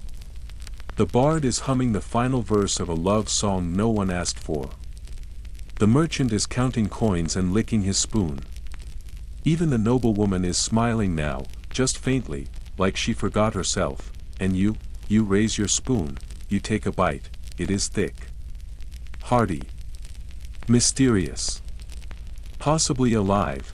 It tastes like root vegetables, meaty guesses, and stubborn optimism. It tastes like dinner. By now, the candles have been lit, their flames flickering in the soft currents of tavern air like little sentinels keeping watch. The hearth has found its voice again, roaring with crackling satisfaction. Shadows stretch and curl along the timber beams, lengthening their limbs and whispering old stories to the smoke above. You finished your bowl of stew, wiped your mouth with the back of your hand, and returned to your usual place near the bar. Not to pour drinks. Not to sweep. But to witness the most theatrical part of any evening in this inn. Not the lute playing. Not even the stew. The real entertainment now begins. Gossip, for all its stains, strange smells, and sticky floors. The inn is a boiling pot of information. Or, more precisely, a stew of whispers and embellishments pretending to be news. Travelers from every crooked path and soggy road come bearing tales, and once the mugs are full and the throats are loose, so are the tongues. The stories swirl around the room like sparks in wind. Some catch fire. Some fizzle. Some burn everything they touch. At one table, a man with crimson boots and absolutely no visible sign of employment leans forward, whispering to an eager cluster of pilgrims.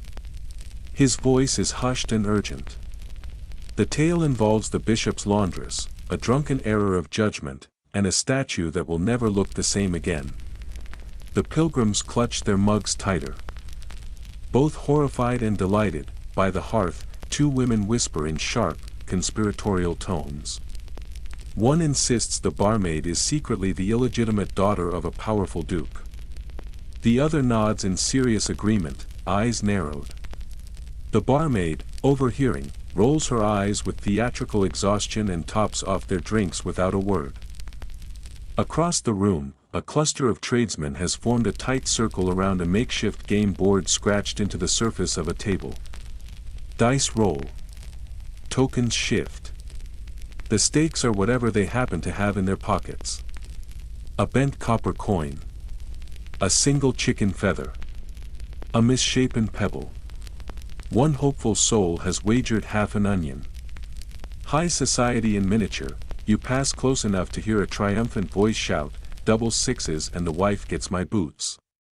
A chorus of reactions erupts, groans, cheers, a loud slap of palm to forehead, the bard, stretched like a lazy cat across a bench, his lute cradled like a lover, strums a languid melody. His eyes are half-lidded. His smirk unmistakable. You ever notice, he muses aloud, that every story starts with, I swear it's true, and ends with someone missing a finger? You suppress a chuckle. You've noticed. More than once, mainstream historical fact, in medieval times, inns were more than places to eat and sleep. They were social hubs, town squares in miniature, pulsing with news, slander, and songs. Messengers, minstrels, merchants, and mercenaries brought tales from cities, borders, and battlefields. The truth often arrived half-drunk and heavily revised. You perch on a nearby stool, polishing a pewter cup in slow, aimless circles. Not for cleanliness. For cover. Eavesdropping is an art, and in here, it's a sport. I heard the miller's wife ran off with a traveling minstrel, one man mutters. I heard the miller's husband ran off with him, says another, not missing a beat. At a side table, a man in a patched cloak with one working eye and the voice of a born liar leans forward dramatically. You lot ever hear about the three-legged pig in Arleston? He asks, his tone dipped in mischief. Heads turn. Eyes brighten, he grins, and continues. Walks like a man. Talks like a ghost. Carries a bell round its neck. Toll it 3 times and you get a wish. Toll it 4 and it eats your soul. Silence stretches like taffy. Someone, finally, ventures, you've had too much ale. He leans back, smug as a prince. That's what they want you to think. You drift toward the corner booth. The one half swallowed by shadow, where 2 cloaked figures sit locked in low conversation. As you approach, they fall silent. One tips an empty cup your way. You refill it wordlessly and step back without waiting for thanks. You've learned over time. The corner is where secrets simmer, historical debate, where inns hotbeds for schemes and uprisings. Some scholars claim they were breeding grounds for rebellion, ideal for quiet dealings and dangerous alliances. Others insist the visibility made them useless for conspiracies. But in your experience, silence in a crowded room speaks louder than shouts. Especially when the mugs are full and the faces are hidden, a minor commotion breaks out at the gaming table. A man, red-faced and flailing, stands and insists on his innocence. I didn't cheat. I just rolled 7 dice. A voice responds, you only need 2. Well, I found 7. The barmaid appears, hands on hips and fire in her voice. Next one to shout sleeps with the pigs. That quiets them. Temporarily. Someone mutters an apology. Another quietly slides 1 die into his boot while pretending to scratch his ankle. The bard changes pace. A light-hearted melody about a fisherman who fell in love with an eel merchant. The chorus is quick to catch. By the 3rd line, the room is singing. By the 4th, they're singing in tune. Almost, you circle with an empty tray, weaving between chairs, when a staggering merchant attempts to juggle apples. With confidence. With conviction. With absolutely no success.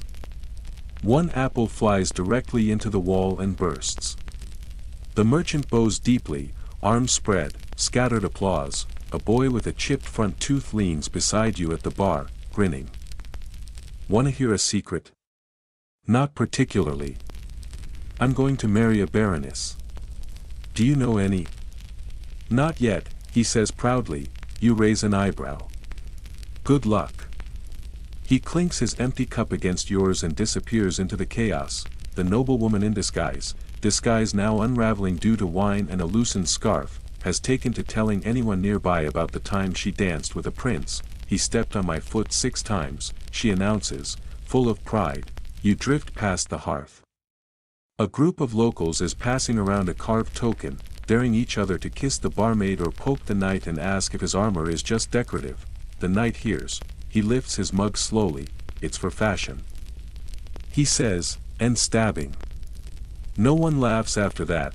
The bard strums a dramatic chord for emphasis. You slip into the back room, if only for a breath of cooler air. The walls are thinner here.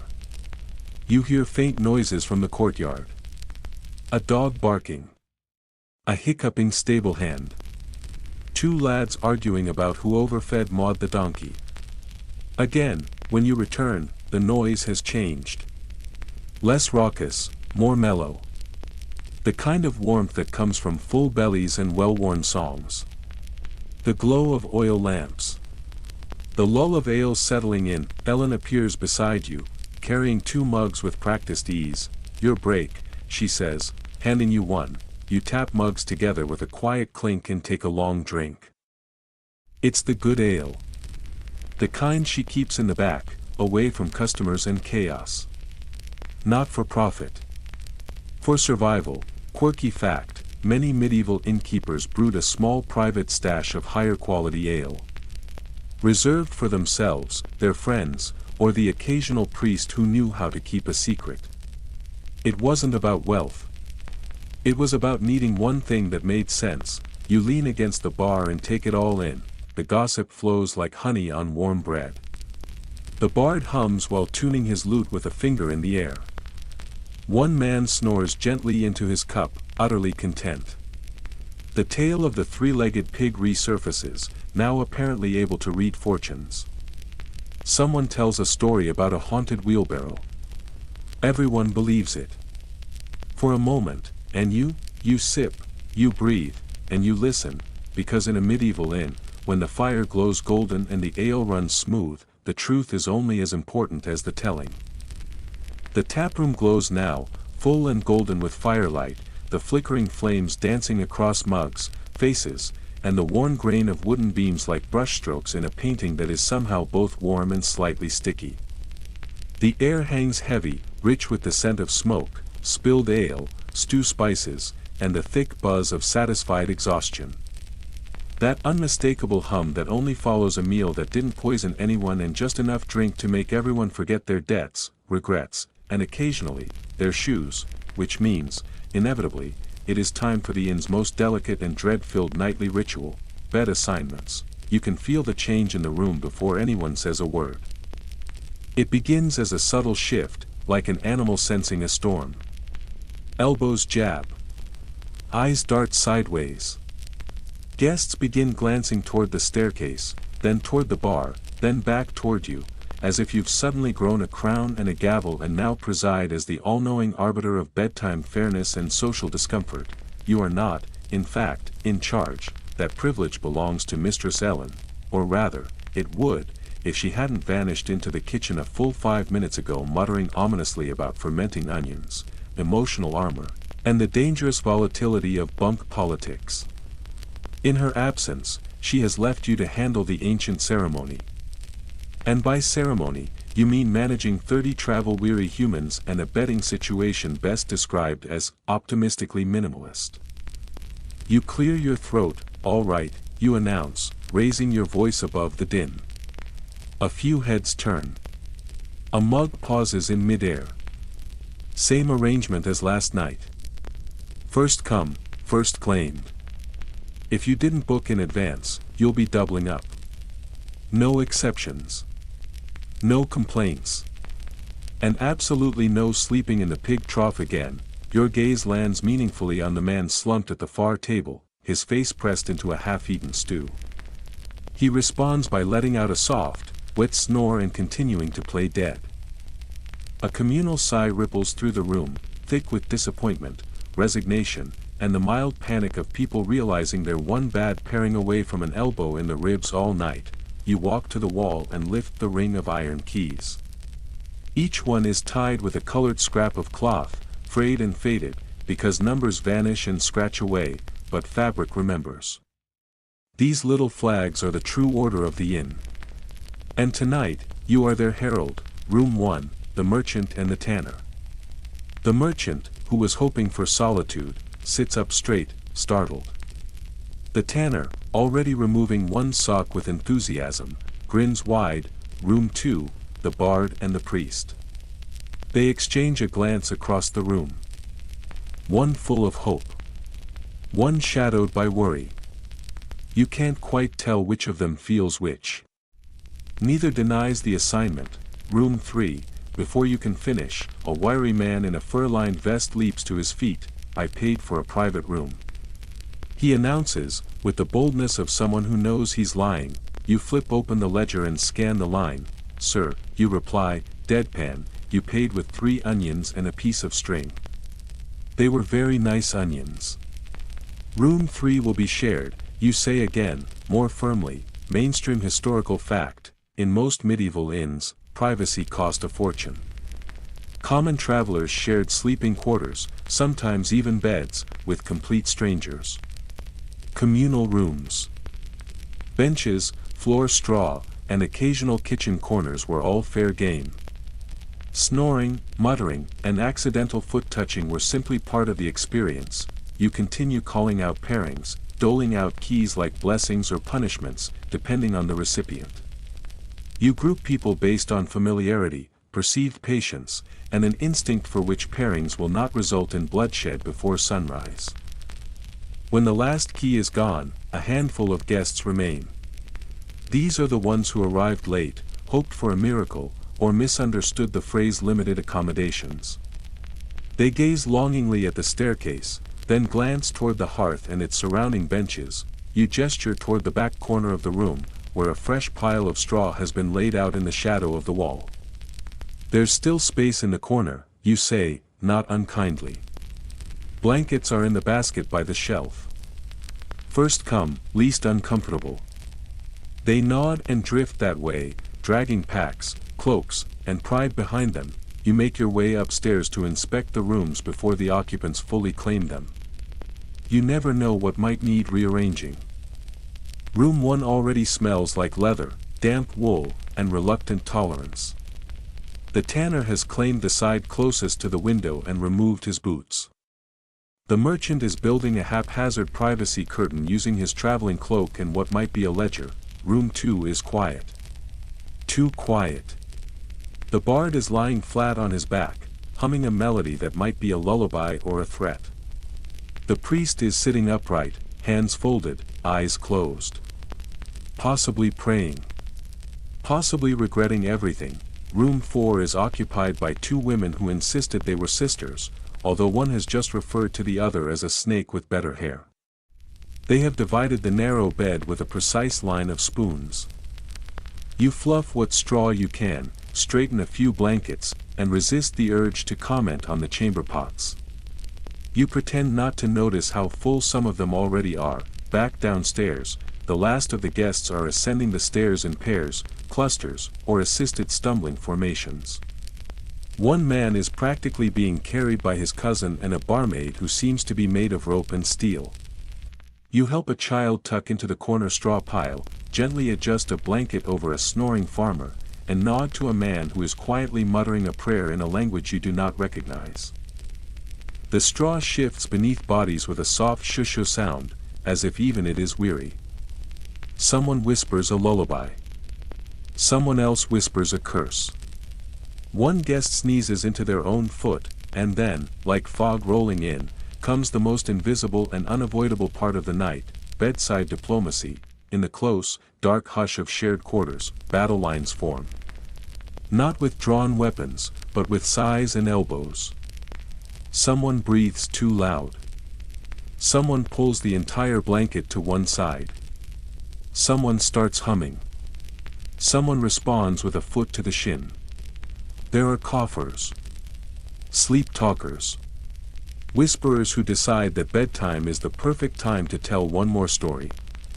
Then there are the truly terrible ones. The ones who sleep entirely still, too still, and cause their companions to wonder if they've died mid-dream. You walk the halls as the first sentry of the night, ears attuned to all the wrong sounds. The creak of a board. The hush of shifting feet. A sudden silence that feels far too complete.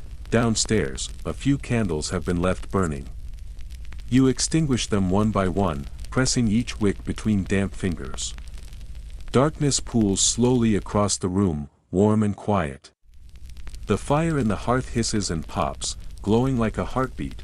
You return upstairs and pause at each door. Room 5 is murmuring. Words too soft to catch. Room 6 bursts into a fit of giggles. 2 voices. At least they're happy. For now, room 7 is dead silent. You hold your breath, then, softly, snore snore snore fart snore. All is well. Historical debate. Some researchers argue that medieval folk practiced segmented sleep, waking between first and second sleep to pray, chat, or think. Others suggest this was limited to specific communities. Regardless, very few people were sleeping 8 hours straight in places like this. You retrieve the last blanket from the stair cupboard and settle into your usual nook at the top of the stairs. It's not a bed. Not really. But it's warm enough. You wedge yourself in, back to the wall, facing the hall, one eye open. It's a tradition. If anyone wanders. If anyone stumbles to the privy. If anyone tries to sneak off with a candlestick or fall face first down the stairs, you'll be the first to know, or you'll be trampled. Either way, it's your post. Quirky fact, in shared beds, certain courtesies were sacred. People turned their backs to one another. Eyes were kept politely closed. In the event of a wet bed, everyone blamed the weather and moved on. You listen now. Not just to the wood creaking and the wind shifting against the shutters, but to the symphony of strange, exhausted, mildly drunk sleep. The rhythm of snoring. The rustle of hay. The creak of straw-stuffed mattresses surrendering to too much body and too little space. Someone groans. Someone hums. Somewhere, a chamber pot sloshes as it is unceremoniously repositioned, and then, through a door that wasn't even supposed to open, who stole my sock? You close your eyes, you remain perfectly still, you are not getting involved, not tonight. You wake sometime in the dead middle of the night, drawn from a shallow, twitchy sleep by the unmistakable sound of something small skittering across the floorboards near your head. You don't open your eyes right away. Instead, you lie still, wrapped tight in your blanket, and listen. Scratch scratch, a pause, then a soft, singular thump. From farther down the corridor, a muffled snore echoes faintly out of room 4, followed by a rustle of bedding and a sleepy groan. Overhead, the old beams above your head give a low, weary creak, the kind that makes you wonder if the roof is having second thoughts about staying attached. Then, from deep within the bones of the inn, maybe the pantry.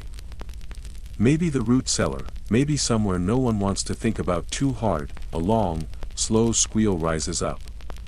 The sound is wet and reedy, not human, but very much alive. And entirely the kind of noise that you absolutely do not want to investigate in darkness. You sit upright, the blanket still clutched tightly around your shoulders like a makeshift cloak of invisibility. Your breath fogs faintly in the cool air, and your eyes take a moment to adjust to the dim.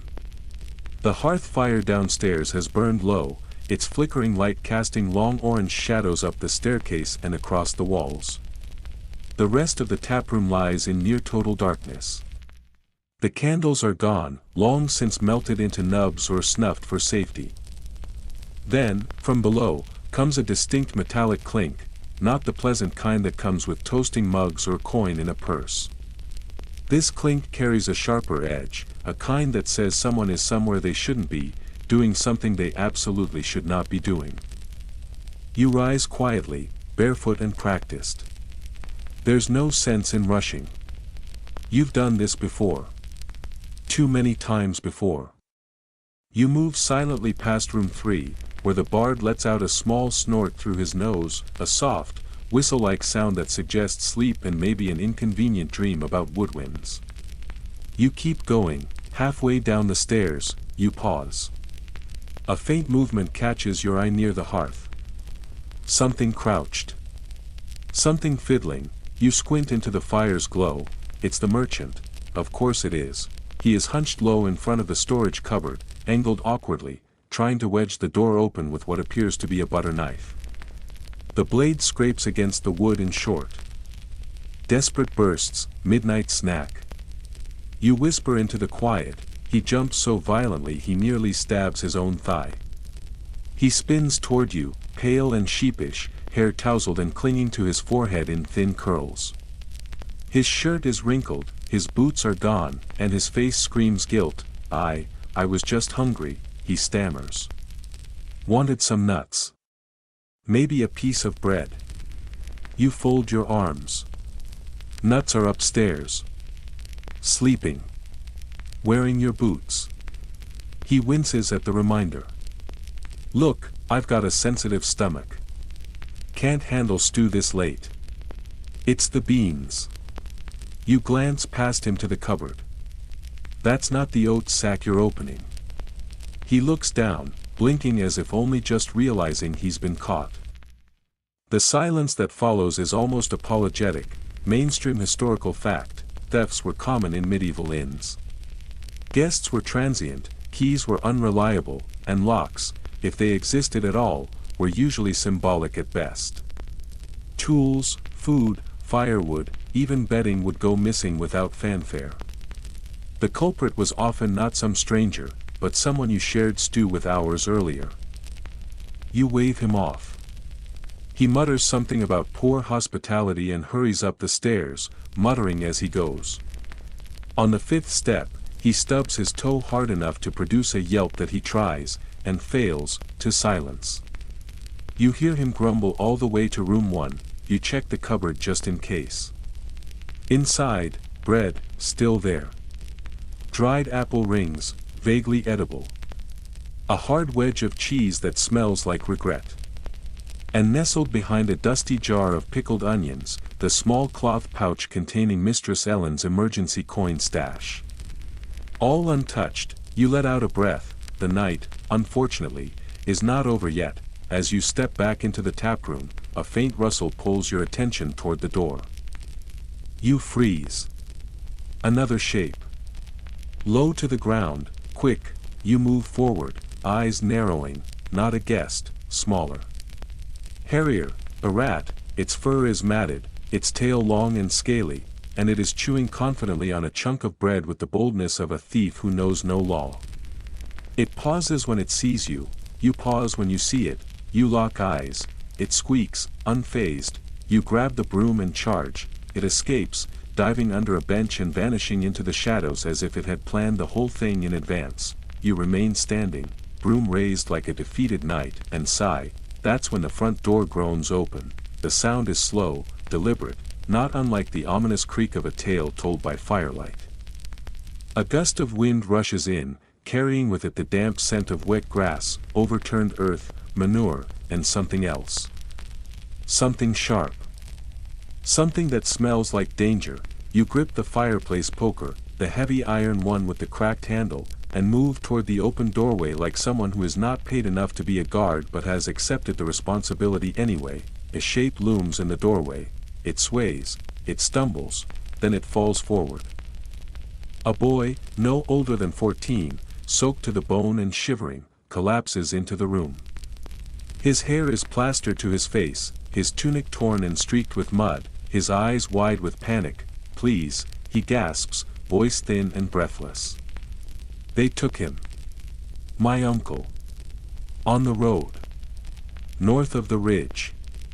You freeze, he wobbles in place, knees buckling, then crumples completely. You drop the poker and rush to him. His skin is cold, damp like river stone. His chest still rises and falls, shallow but steady. One hand remains clenched tight around something. A ribbon. Frayed. With a single coin tied to it, roughly stamped and worn by years of touch, you raise your voice without hesitation. Ellen. The shout echoes up the staircase, Within moments, she appears. Barefoot, half-dressed, her hair pulled back, eyes sharp and unblinking. Not again, she mutters under her breath, already kneeling. Together, you lift the boy and carry him to the bench near the fire. You peel off the wet cloak, layer him in dry fabric, check for wounds. Nothing life-threatening. Just exposure, terror, exhaustion. You fetch a cloth to clean the worst of the mud. Ellen fills a cup with warm ale, laced with honey, and presses it carefully to the boy's lips. He sips, barely, and begins to stir, muttered something about black flags, you say, and swords with red paint. Ellen adds, quirky tidbit, bandit attacks were common on poorly guarded roads. Especially near forested ridges and crossroads. Inns, being some of the first places survivors stumbled into, often became de facto aid stations. A few kept their own ledgers of local dangers, not for authorities, but to protect their guests. By now, a few heads have peeked out from the stairwell. Curious eyes. Pilgrims and traders, bundled in shawls and half asleep, peering down like wide-eyed owls. One of the pilgrims murmurs something about offering a prayer. The knight, standing in the shadows with only one greave on, raises a hand and offers his sword. The merchant ducks behind a pillar. Ellen gives you a look. A very specific look. Make up the cot, she says. We'll keep him near the fire. Let him rest. In the morning, we'll see what he remembers. You nod. You pull a cot mattress from the linen room, lay it by the hearth, and cover it with the warmest blanket you can find.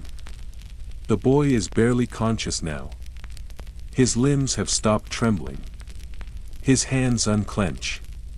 He exhales, long and low, and slips into real sleep. Ellen places a small bowl of water beside him, just in case. Then sits beside the fire, back straight, watching the flames with a frown. Poor lad, she says softly. Must have run all the way here. You nod. He mentioned the ridge. I'll send word to the reeve at first light, she replies. The silence returns like fog.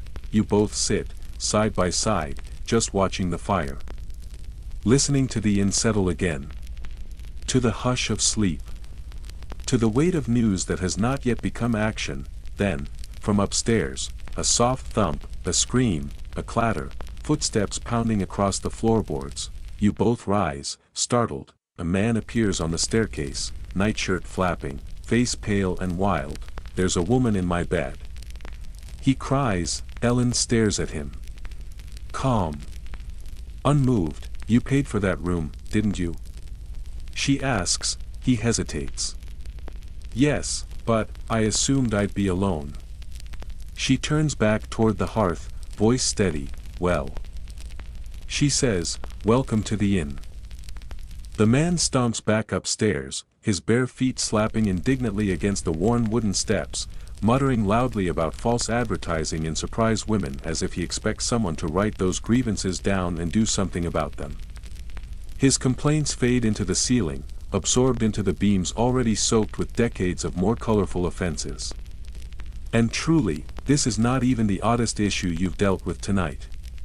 Not by a long stretch. Near the hearth, the boy stirs again. His thin arms tighten around the blanket, pulling it close to his chin. He mumbles something you can't quite make out, a jumble of syllables wrapped in sleep and fear, then curls in tighter and slips back into unconsciousness. His face relaxes. His breathing slows. You watch him for a long moment, uncertain what stirs more, your worry or your weariness. Eventually, you rise. Every joint makes its opinion known. Your knees ache from kneeling on stone. Your spine hums with fatigue. There's a creeping stiffness in your fingers that hints at the cold seeping in through the inn's ancient bones. You shuffle toward the back hallway, aiming for the quiet promise of chores that don't require conversation. You barely make it 3 steps before Mistress Ellen emerges from the shadows like she's been waiting for you. Or perhaps summoned by the sound of your sigh, which lately seems to echo through the inn like a bell before dawn. Get the extra linens, she says briskly, her arms already crossed in expectation. And tidy the upstairs landing. One of the guests has a visitor. She doesn't elaborate. She doesn't need to, you know exactly what kind of visitor she means. You do not ask which room. You do not have to. Some things announce themselves through implication, through footsteps that come in twos instead of one, through laughter that is hushed but not nearly hushed enough. The top floor of the inn contains a section officially recorded in the guest ledger as private quarters. It's a vague phrase, meant to look respectable on paper while offering exactly what certain patrons desire. This space includes 2 rooms that are never advertised, never mentioned aloud, and can only be reserved through a silent understanding in the placement of a heavy pouch of coin on the counter. Discretion is not a kindness there. It is a price. The brothel is not technically part of the inn, but then again, neither is most of what keeps the place running. You gather fresh linens from the cupboard and climb the stairs slowly. The top landing smells of lavender oil, worn leather, and something far sweeter, the kind of perfume that doesn't linger unless someone paid for it to. One of the doors near the end of the hall is cracked just enough to reveal slivers of movement. You hear the rustle of fabric. You hear a giggle that tries to be discreet but fails by design. You hear coins clinking on wood, followed by a voice, possibly the bard's, murmuring something poetic and suspiciously pleased. You turn instead to the door across the hall. It is empty now. Quiet. The air still clings to the warmth of recent company. You knock once, out of habit, wait a beat, and step inside. The bed is in ruins. The sheets are tangled into chaotic knots. The pillows are dented. One of the windows is fogged over from breath and body heat. A single white feather lies in the center of the floorboards, innocent yet undeniable. Unless someone was in here plucking geese in the middle of an embrace, it tells its own story. You strip the bedding methodically, piling it with care. The mattress is refluffed with a practiced push and shake. Fresh straw fills out the lumpy corners. You lay the new sheets with a rhythm born of repetition. Into the seams you tuck sprigs of dried herbs, mint, thyme, and crushed chamomile, not just for the scent, but to cover whatever scent came before. Mainstream historical fact: in the medieval world, many inns provided unofficial companionship as part of their offerings. It was rarely written down but widely known. Prostitution was tolerated, taxed, or regulated depending on the town. And more often than not, it was quietly linked to the beds above the taproom. Comfort, after all, took many forms. You gather the soiled linens carefully, avoiding any unnecessary scrutiny of the stains. Outside, steam rises from the washtub. The water smells of lye and boiled soaproot. A fresh pile of used sheets awaits your attention, sagging like a monument to poor decisions and temporary joys. Ellen meets you at the door, a jug of cleaning lye in one hand and a smirk on her face. You're doing better with the laundry, she notes, not without approval. Less dry heaving. You roll your eyes. Just building resilience. Good, she says, handing you the jug. You'll need it. More travelers arriving at dawn. Mercenaries, by the look of them. You groan into your arm. Are they loud? She shrugs. Louder than goats. Cleaner than most. You'll take it. Back in the taproom, the fire has dwindled to a quiet nest of glowing embers. The boy sleeps peacefully now, his face relaxed, one hand curled loosely under his chin. The bard has finally retired upstairs, and thank all that is holy, taken his lute with him. The merchant has fallen asleep mid-snore in his chair. One boot dangling from his foot, one hand clasped tightly over his purse as if warding off dream robbers. You sweep, it has become a ritual. An end-of-night meditation. The quiet collection of bones, breadcrumbs, muddy straw, forgotten trinkets, and echoes of conversation. You find 2 dice tucked beneath a table leg. You drop them into the drawer behind the bar, alongside a growing collection of oddments, a half-button, a bent copper coin, a small carved wooden pig with one ear missing. Ellen joins you at the bar, drying mugs with a cloth worn soft from years of use. You think that boy's story is true? You ask, not really expecting an answer. She shrugs with one shoulder. All stories are, to someone. You lean on the counter. Do you think we're safe here? She smiles faintly, but there is no humor in it. Nowhere's safe. But here, we have walls. A fire. A door that locks. She pauses, and stew. Together, you nod toward the pot on the hearth, as if it contains something sacred. Historical debate, while few official records exist, surviving tax rolls, civic fines, and the occasional blistering sermon suggest that a significant number of medieval inns offered more than a bed and a meal. Privacy was flexible. Reputation was a fluid thing, judged more by results than rules. Finally, with the last mug dried and the broom set aside, you slump into the creaky chair behind the bar. Your arms feel heavy. Your back feels brittle. Your eyes close of their own accord, blinking slow and lazy like shutters in a storm, and just as you begin to drift, clang, the back door, you bolt upright. Ellen is already halfway across the room, faster than you'd expect for someone with no sleep and one bad knee. You follow her to the door. A woman stands on the threshold. Her dress is soaked through and streaked with dried mud. Her braid is tight and pulled back, strands of hair sticking out in angles of desperation. She's holding something bundled in her arms. Wrapped in a faded wool blanket, a baby. The woman looks up. Please, she says, barely more than a whisper. I've nowhere else to go. Ellen doesn't hesitate. She nods once and steps aside. We've got room. The woman crosses the threshold as if stepping into sanctuary, eyes brimming with something between gratitude and exhaustion. Quirky tidbit, in the harsh world of medieval travel, inns occasionally doubled as places of refuge. Not officially, not always willingly, but when desperation knocked, doors sometimes opened. Abandoned wives, orphaned children, and strangers fleeing violence found brief shelter under roofs held up by kindness and necessity. Especially if the innkeeper had once stood in the same place, you guide her to the kitchen bench by the fire. The boy is still sleeping nearby, undisturbed. You bring her a cup of warm water and a scoop of the remaining stew. She accepts it slowly, her hands shaking slightly, though her eyes never leave the sleeping child in her arms. She eats with the focused silence of someone who has not known peace for some time. Ellen watches her too. Not for signs of danger, but for something older. Something quieter. Recognition, perhaps.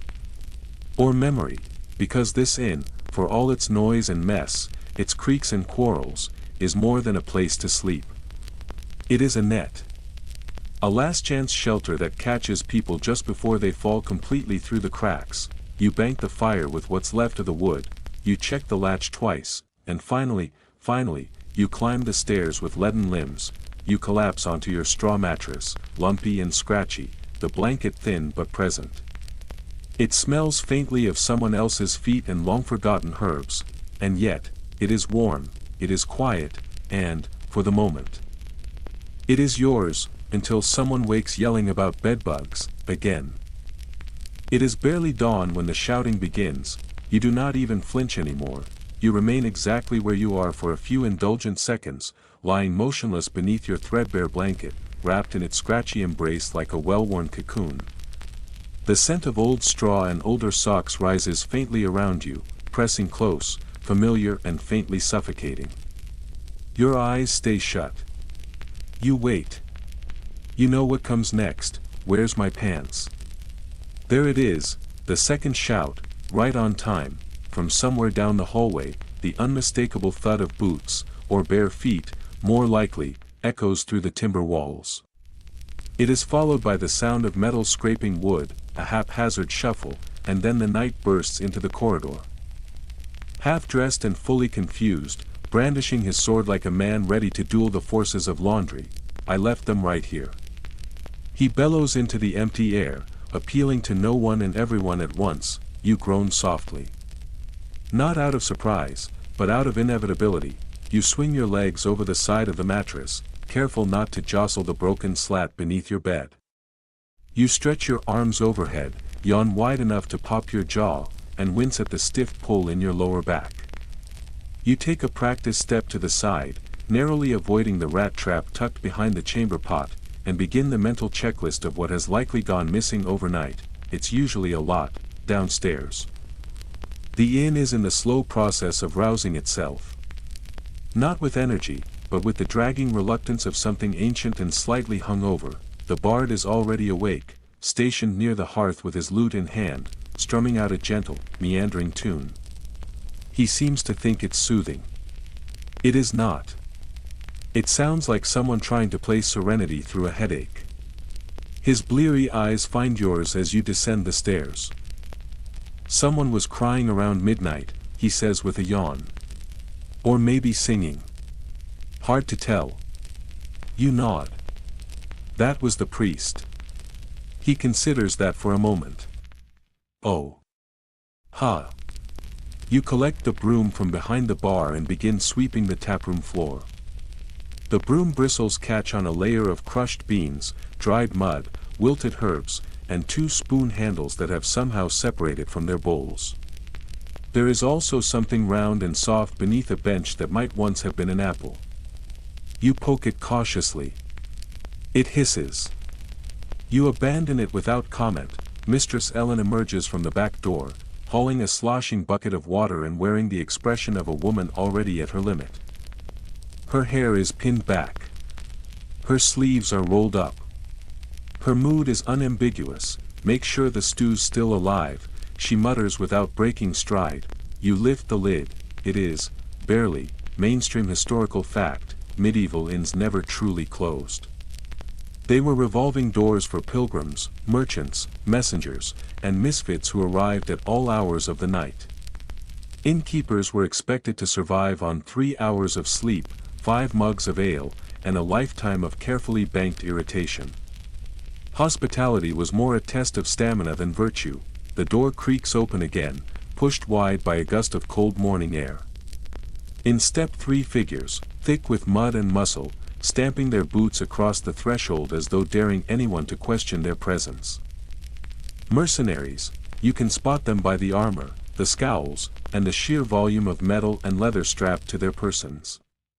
One wears mismatched gloves, the other is holding what appears to be the leg of a table, and the third surveys the room like he's already memorizing the exits.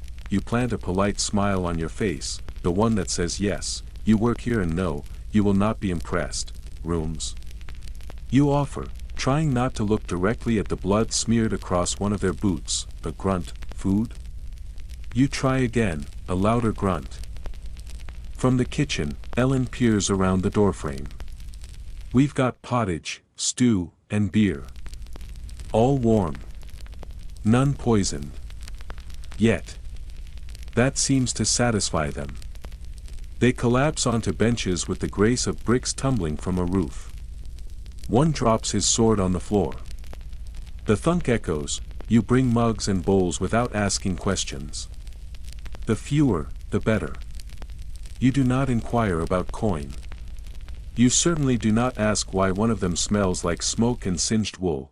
At the corner table, the ink-stained man is still scribbling away, this time using the back of a torn playing card as a writing surface.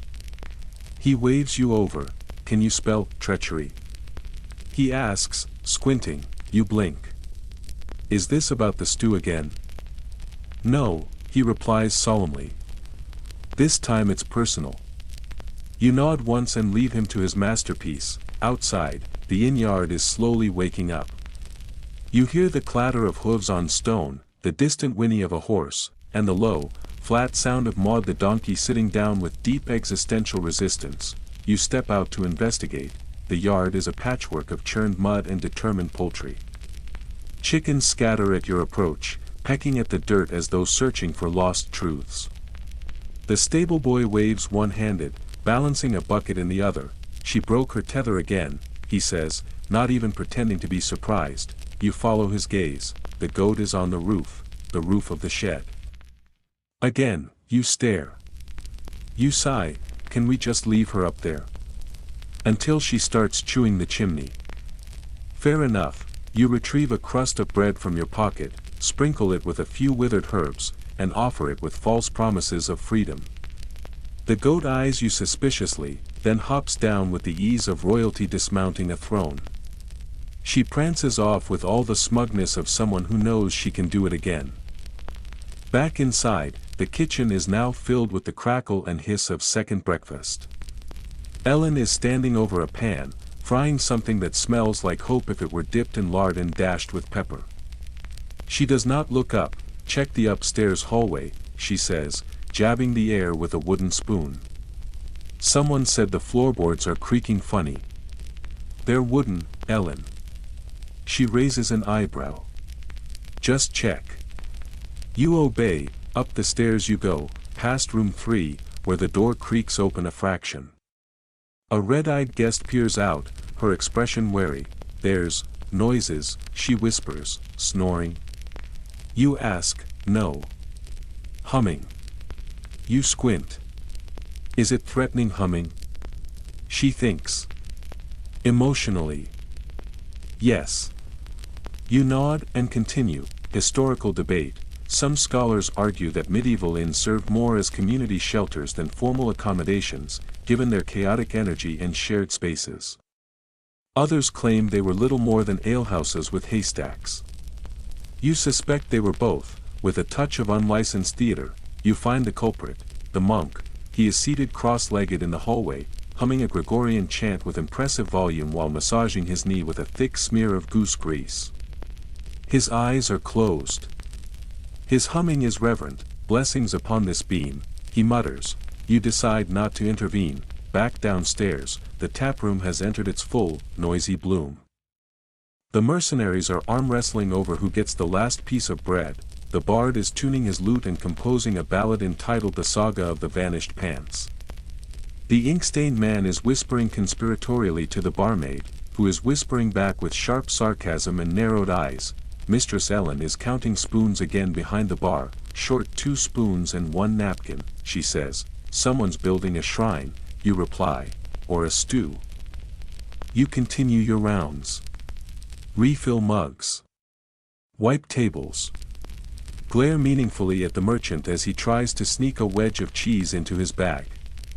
He meets your gaze. He puts it back. Quirky tidbit. Petty theft was rampant in medieval inns. Some establishments went as far as weighing guest luggage at check-in and again at departure to account for souvenirs. Your inn does not bother.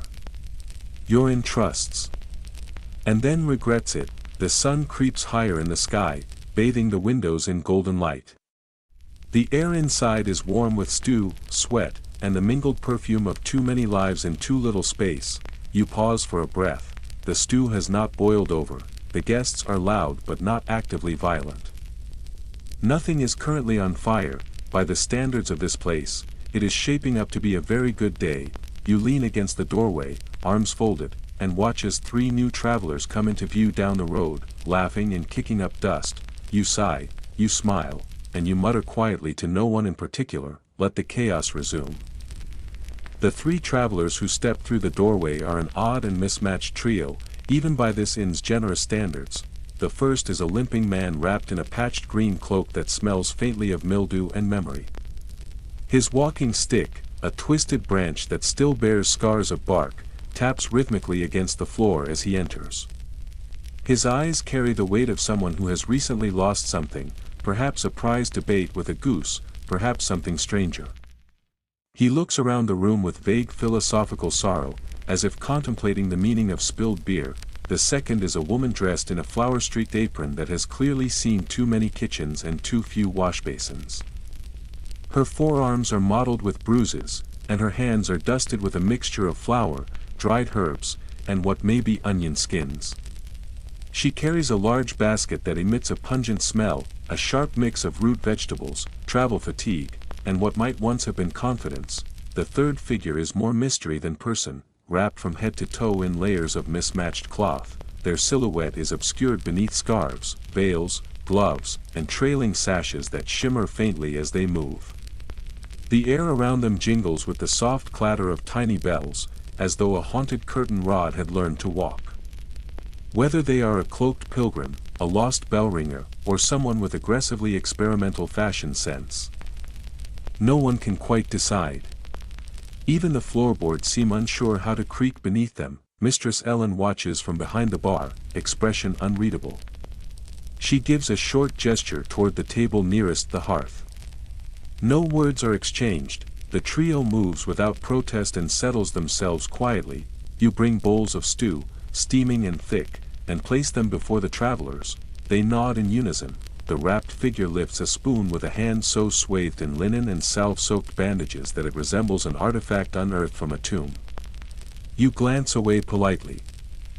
In the kitchen, Ellen is sharpening a knife. She is using more force than necessary, and the rhythmic scrape of metal on stone fills the room like a warning. You speak low. Who are they? Travelers from the southeast, she replies, eyes still on the blade. Passed through Dunwich. Heard we had hot food. Do we? You ask, eyeing the stew pot. She shrugs. Hot enough. You help prepare the next round of meals, slices of salted pork, slightly shriveled root vegetables, and a handful of eggs that manage to survive the bumpy delivery without cracking. The hearth pops softly behind you, firelight licking the stones, the stew bubbling for its third reheating of the day. Then, suddenly, shouting pierces the air. From outside, you abandon the ladle and rush to the door. A wooden cart has tipped over in the road just beyond the gate. Cabbages roll across the dirt like panicked green turtles. 2 passengers are sprawled in the mud, a woman clutching her ankle with a grimace of pain and a man locked in a furious argument with a goat that seems unfazed. You hurry toward them, boots sinking slightly into the softened earth. The woman bites back a groan as you help her up. I told him to slow down, she mutters, voice tight with pain. The man, clearly the driver, throws up his hands. It wasn't my fault. The wheel cracked. You glance down at the shattered remains of the cart's wheel. It has indeed cracked. In fact, it looks like it was held together with twine, old wax, 2 nails, and an extraordinary amount of blind hope. You support the woman's weight as you guide her back toward the inn. She leans heavily against you, her face pale, her foot dragging. Ellen is already at the door by the time you arrive, arms full, a warm towel, a steaming mug of broth, and the practiced efficiency of someone who has triaged more sprains than she can count. You hand the woman over, then return to the scene of the collapse. The goat watches you. Suspicious. Unblinking, you narrow your eyes at it. The feeling is mutual.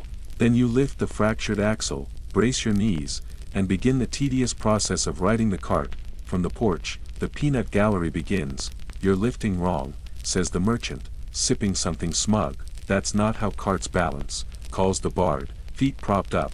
Have you tried yelling at it? Adds one of the mercenaries with helpful sarcasm. You say nothing. You grind your teeth. You focus. Eventually, with sweat, determination, and zero assistance, the cart is upright. The goat is lashed securely. The driver mutters about omens and treachery as he slinks indoors, trailing mud behind him. You scrub your hands in the barrel by the steps and return to the hearth. The injured woman is now propped on a bench, surrounded by 3 elderly guests who have adopted her like a stray kitten. One is recounting a tale of how her own sprained ankle led directly to a marriage proposal. Another is knitting a scarf of indeterminate shape. The third is arguing about whether sprains are best treated with vinegar or strong ale. You set down more bowls of stew. The wrapped figure nods again. They tap the rim of the bowl in a steady rhythm, possibly a blessing, possibly a message, possibly just a habit. Mainstream historical fact: before hospitals became common, travelers relied on inns to provide basic medical care. There were no clinics. No formal emergency services. If someone was hurt on the road, they limped to a church or stumbled into the nearest inn. Innkeepers were expected to have rags, vinegar, herbs, and the calm hands of someone who had seen worse. Ellen beckons you toward the linen cupboard. you follow her through the narrow hall, past a row of flickering sconces and into the supply room, where the scent of dried thyme, beeswax, and stored wool hovers in the still air. Use the clean cloth, she says, pressing a folded stack into your arms. You raise a brow. Are we officially a hospital now? She snorts once. Always have been. Depends who's watching. Back in the taproom, the bard is singing again. This time, it's a heartfelt ballad about a pigeon who longs to become a knight. He seems quite serious about it. You do not ask. At another table, the merchant is explaining how he once saved a town's economy by charging everyone so much that they learned to share instead. You definitely do not ask. The door creaks, another guest enters. He is pale, trembling, his clothing soaked and clinging with patches of mud and smears of blood. But the blood is not his. He stumbles to the nearest chair and collapses with a sigh that sounds like surrender. Ellen is there in seconds. Where? She demands. North Pass, he breathes. Bandits. Again. She turns to you. You're already moving. You gather a clean cloth, fill a bucket with water, and begin tending to the wounds revealed beneath his battered tunic. Scratches, bruises, and a long, ugly scrape on his shoulder. Nothing fatal. Still too much. You wash and wrap. He flinches. You flinch harder. Quirky fact, in the absence of a trained barber surgeon, inns did what they could. Honey was used as antiseptic. Vinegar served as cleanser. Boiled wool for bandages. Wine, if nothing else, dulled the pain. Results varied wildly. Sometimes it healed. Sometimes it festered. Sometimes it simply gave them enough strength to move on. The wounded man sips hot ale. His eyes flutter shut. His shoulders sag. Steam curls off his soaked shoes by the hearth. Ellen wipes her hands on her apron, exhaling slowly. Think they'll come south next? You ask. She shrugs without looking up. If they do, I'll serve them stew and poison it later. You grin at the image. Someone sneezes. Someone drops a mug with a clatter. A voice somewhere in the corner shouts, "Who took my egg?" The door swings open once again. A soldier steps inside, dripping from rain that hasn't yet started. His chainmail glistens, his eyes are dark, and his posture says exhaustion more than threat. Need shelter, he says. Just for the night. Ellen gives him a long look. There's straw by the wall, she replies evenly. He reaches into his pouch and tosses her a coin. Want better? She tosses it back without blinking. Then find worse. He stays. You bring him stew. He eats it in silence. Outside, thunder rolls faintly across the hills. Inside, a single snore rises above the low murmur of voices. From the stables, a goat farts with quiet conviction. And you refill mugs. You fold cloth. You make a mental list. More herbs, more bandages, fewer onions. Because today, your inn has become many things. A tavern. A clinic. A resting place for the weary and the wounded. And tomorrow, it might become something else entirely. But tonight, it is warm, and for now, that is enough. You're just starting to believe, almost foolishly, almost tenderly, that the night might, against all odds, end in peace. When a quiet catastrophe unfolds in room 2, it starts subtly. Not with a shatter or a scream, but with a simple sequence of small, dreadful sounds. A soft clink of glass on wood. A breathy whoosh as lamp oil meets something that should never be flammable. And then a heavy, wet-sounding thud.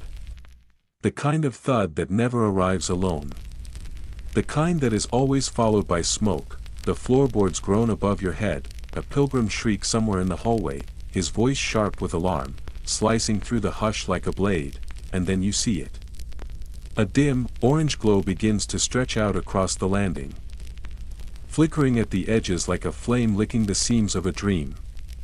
Shadows dance along the walls, wild and long-limbed, writhing in panicked celebration.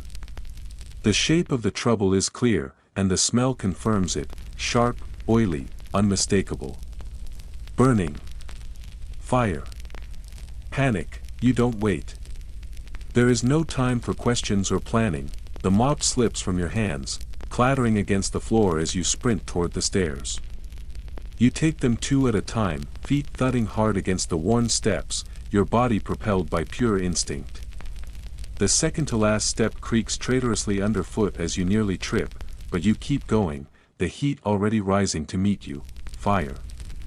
Someone bellows from the corridor above. Their voice ragged with fear and urgency, you don't need the warning. The moment your foot hits the top landing, the stench hits you full force. It's in the walls already. Thick, acrid, and greedy. Smoke drifts lazily along the rafters like a serpent, coiling and slinking and searching for more. Behind you, Mistress Ellen barrels up the stairs, skirts lifted, face set in a look of controlled fury. A heavy bucket sloshes in her grip, water threatening to spill over the sides. Her voice is sharp and cutting. Get more water. Shut that door. Don't let it feed. You throw your shoulder into the door to room 2, forcing it open with a groan of splintering wood, and there it is. The mattress is fully ablaze, fire crawling up the seams like ivy, flames blooming along the edges in hot, hungry bursts. Heat rolls out in suffocating waves, and the smoke swirls thick and low, choking the air, and of course, at the center of it all, stands the bard, shirtless. Smoke smudged. Holding a crumpled piece of parchment in one hand as though it might serve as a defense. His hair is wild with heat and sweat, and his eyes are wide with guilt. He starts, voice cracking in the heat, save it. You bark, already moving, you seize Ellen's bucket, nearly sloshing the contents over your boots, and heave the water with every ounce of force you can muster. It hits the mattress in a chaotic splash. Steam bursts up in a white cloud, hissing and spitting like the fire itself is protesting. Ellen follows up with her own bucket, and the flames retreat further, hissing and shrinking. You grab a nearby blanket and slam it onto the embers, beating down the last of the heat with wild, repetitive motions. The bard stumbles to the window, coughs, and flings the shutters open, letting cold night air rush in and carry the smoke out. The fire is out. But only just. The room is a dripping mess of scorched wool and smoke. Puddles gathering beneath your boots. The smell is an odd combination of burnt straw, wet fabric, and the unmistakable tang of regret. A stew of errors. Regret stew, mainstream historical fact, fire was the single most terrifying danger in medieval inns. Every surface was flammable, every corner a trap. With candles burning late into the night, lanterns swinging over beds, and open hearths on every floor, one slip of flame could turn a home into a pyre. Some towns mandated full water buckets in every building, but whether those buckets were ready when needed remained a matter of chance. Downstairs, the panic has reached its peak, voices rise in confusion and fear. Chairs scrape, one topples over with a bang. Someone is yelling bandits at the top of their lungs, another swears they saw a witch, and a third, with escalating desperation, just keeps shouting, "My spoon." Over and over again as though the spoon itself were responsible for everything. You lean over the banister, smoke trailing from your sleeves. It's out. You call down. We handled it. There's a long pause, like the room is holding its breath. Then the crowd begins to settle. But reluctantly. The air is thick with disappointment. A few guests were clearly hoping for something more dramatic. Or at least a reason to demand compensation. Back inside the room, the bard is still dripping. He is now standing over the basin, attempting to wring out a soaked sock with the delicacy of someone trying not to make things worse. "I just wanted a little light," he says softly, eyes on the floor. "I was writing something meaningful." "Next time," Ellen growls, "write it on the wall. With ash." He nods, solemn and chastened. You pick up the charred, sodden blanket and carry it through the taproom, where the guests glance at you like witnesses to a crime. You step outside into the downpour. Rain lashes your face as you drape the blanket over the rail. Beyond the fence, a group of villagers has gathered, huddled under cloaks, eyes wide. Is everything under control? Someone asks cautiously. Fine, you answer, too tired to elaborate. Just. Very enthusiastic candle use. They nod in sympathy. They've seen worse. As you step back inside, thunder crashes so directly overhead that the walls shake. Rain follows with punishing force, hammering the roof like it means to break through, and, as if summoned by fate itself, the ceiling in room 5 starts to drip again. Of course it does. You trudge upstairs, retrieve the dented bucket from the supply room, and place it in its usual spot. You don't need to look. You already know the exact place the water will fall. You've learned to dodge that drip in your sleep. Back downstairs, the energy has shifted. No longer panic. Now just noise. The merchant is storming from table to table, declaring that the fire was sabotage, that someone had it out for him specifically. The priest has taken to praying with increasing volume, trying to drown out the others with sheer holiness. The noblewoman is gesturing furiously at the bard, accusing him of arson. She insists it was a clever ruse to avoid paying for his stay. To his credit, the bard is already strumming the first few notes of a new song. He calls it the flame of my folly, and it sounds, at the very least, sincere. You mop up what little water remains on the landing, the smell of burnt linen clinging to your clothes. Then you hear it, glass breaking. Not loud, but sharp and final. From the pantry, you freeze in place. Ellen stops mid-step. Her eyes narrow. The two of you move together, swift and silent. Inside the pantry, the rear window is broken, the edges jagged. The chill air presses in. A jar of pickled onions has shattered on the floor, its contents seeping into the cracks. A shelf has been knocked askew, and the coin pouch. Gone. Ellen's face shifts. Fury replaces fatigue. Her eyes sharpen. They waited for the fire, she says flatly. Used it to distract us. Classic move, you mutter. Worked. She turns to the door, fists clenched. I'm going after them. You catch her wrist before she takes a step. They'll have knives, you warn. Or worse. She hesitates. Not out of fear, but out of reason. Her mouth tightens. She curses under her breath, something about thieves, rotten luck, and what happens to those who disrespect an innkeeper's roof. Then she exhales through her nose and turns back toward the bar. Quirky fact, inns were often targeted for theft, especially when chaos made good cover. Fires, fights, sudden illnesses, or traveling preachers all offered just enough distraction. Experienced thieves would use these moments to grab what they could from pantries, storage, or guest belongings. Smart innkeepers learned to stash valuables in strange places. Under barrels. Beneath floorboards. Inside sacks of flour. The best hiding spots were always the ones that looked too boring to be important. You find a spare plank and nail it over the broken window, hammering it into place while rain pelts the glass. You sweep up the onion shards and push the brine into the corner. The smell is sharp and sour, the kind that lingers longer than it should. Outside, the storm rages. The goat bleats in protest from the stable, as though offended by the mood. Inside, the guests begin to settle. Somewhat, the mercenaries are sharpening their blades again, slow and methodical. The merchant is muttering to himself, tallying imaginary losses.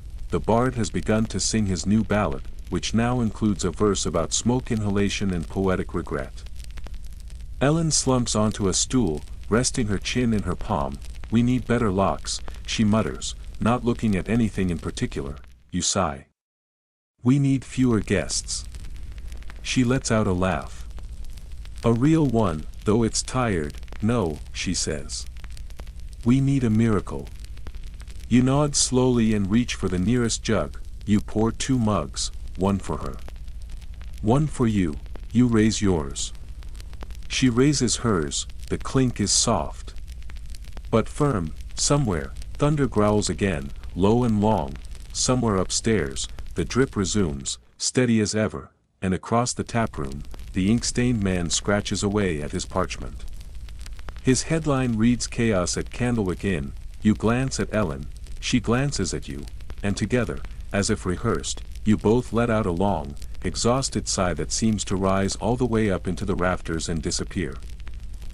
The storm doesn't stop. Rain continues to hammer the roof with the relentless energy of gravel hurled from an unseen, angry hand. Each droplet hits like a tiny fist, a drumbeat of irritation from the sky. The wind snakes its way through every crack in the shutters, slipping into the inn with an eerie whistle. With each gust, the whole structure creaks in protest, as if the building itself is trying to turn over and find a more comfortable position but cannot. Behind the inn, somewhere near the paddock where the ground has long since turned to mud, the stable door bangs open again and then slams shut, again and again. The sound is hollow and rhythmless, like the moody indecision of a ghost that can't decide if it wants to haunt, linger, or simply stretch its limbs out of sheer boredom. Inside the inn, everything is dim now, cloaked in shadows and wrapped in a thick quiet that comes only when exhaustion has settled over a place like a blanket. The guests have, at last, gone quiet. Most have drifted to their rooms, lulled to sleep by weariness, ale, and the crackling fire. Some found their way to bed with intention. Others simply gave in where they sat, sleep overtaking them like a slow tide. A handful still remain in the taproom, sitting near the hearth where the flames are fading but not yet gone. Their figures shift and sway in the flickering light, their outlines rippling across the walls in hazy orange strokes. They move like shadows half stuck in a dream, shapes without urgency or form. The fire itself has retreated into a glowing bed of embers, pulsing quietly beneath the ash in deep reds and soft golds. Its light stretches and shrinks across the floor, casting long, meandering shadows that shift like sleepy animals circling in place before settling for the night. You drift through the room like a spirit, footsteps soundless, gestures slow. No rush remains in you. No panic. No list. Only the final acts of a long day winding down. You fold the last stack of clean linens, smoothing them with care before placing them in their usual spot. You lean over the last unmade bed and tug the sheet tight, pressing out every wrinkle before drawing the wool blanket neatly over the top. A few breadcrumbs remain beneath one of the tables, and you sweep them gently into your palm before casting them into the hearth, where they vanish in a quiet hiss of flame and a small curl of smoke. A soft pop follows, barely audible over the hum of the wind. Mistress Ellen rests her weight against the bar, elbows propped, one hand slowly circling her temple in quiet relief or quiet pain. Her hair, once neatly braided, now hangs loose in soft waves, strands curling around her tired face.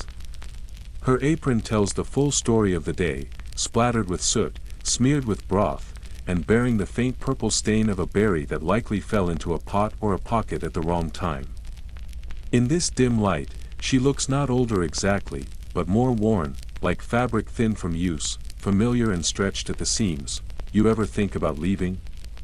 You ask her, your voice low and flat, barely rising above the glow of the fire. She lets out a breath through her nose, something between a sigh and a tired laugh. Every single day. Why stay, then? You tilt your head and wait. She shrugs, slow and small. Someone's got to make the beds. She lifts her mug. The motion practiced, calm. You lift yours too, though it is long empty. Still, the gesture matters. The clink of ceramic touching ceramic is light, but in the quiet, it sounds like ceremony. Mainstream historical fact, most inns during the medieval period were more than just lodging. They were homes. Often passed down through generations, they were run by families who lived behind the kitchens or above the hearth, walking the same floorboards day after day. For many, it was not a job but a calling, a way of life stitched into the bones.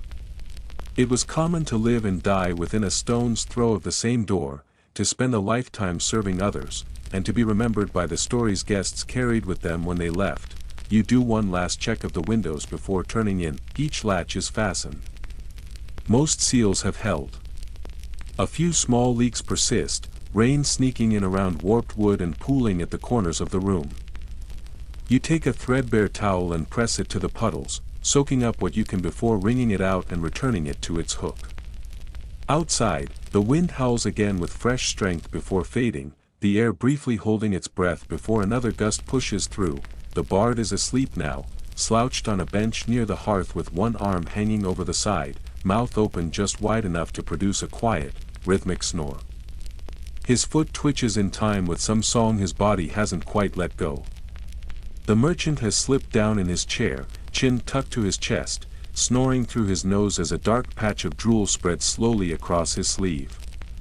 The ink-stained man who has not stopped writing all day now lies curled across his desk. Quill still in hand, as though he had finally run out of words or simply passed out before he could find the last one. You step into the hallway and begin your nightly round, checking each door, peering into each room with practiced care. In one, two travelers lie curled back to back, huddled together under a shared blanket like pups trying to keep the cold away. In another, a soldier sprawls across his mattress fully clothed, limbs splayed like a sack dropped from a cart with no regard for posture or comfort. From behind one door, the faint scent of onions lingers, paired with something oddly philosophical, as if the air itself had absorbed a lecture.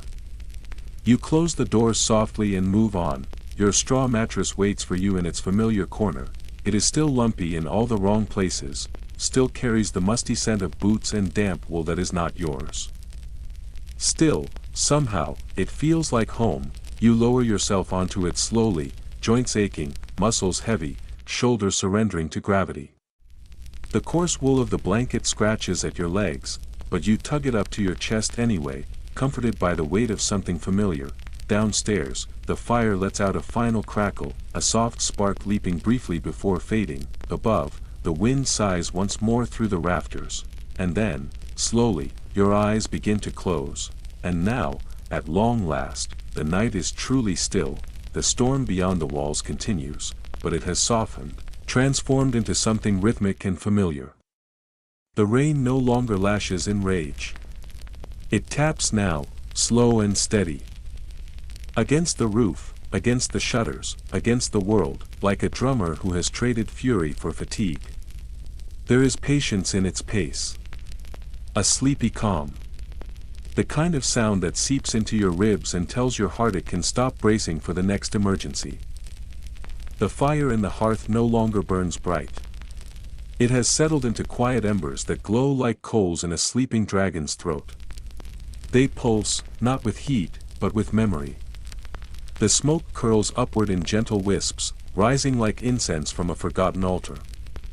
You can taste it in the air, charred wood, a trace of warm iron, and just the faintest hint of roasted onion.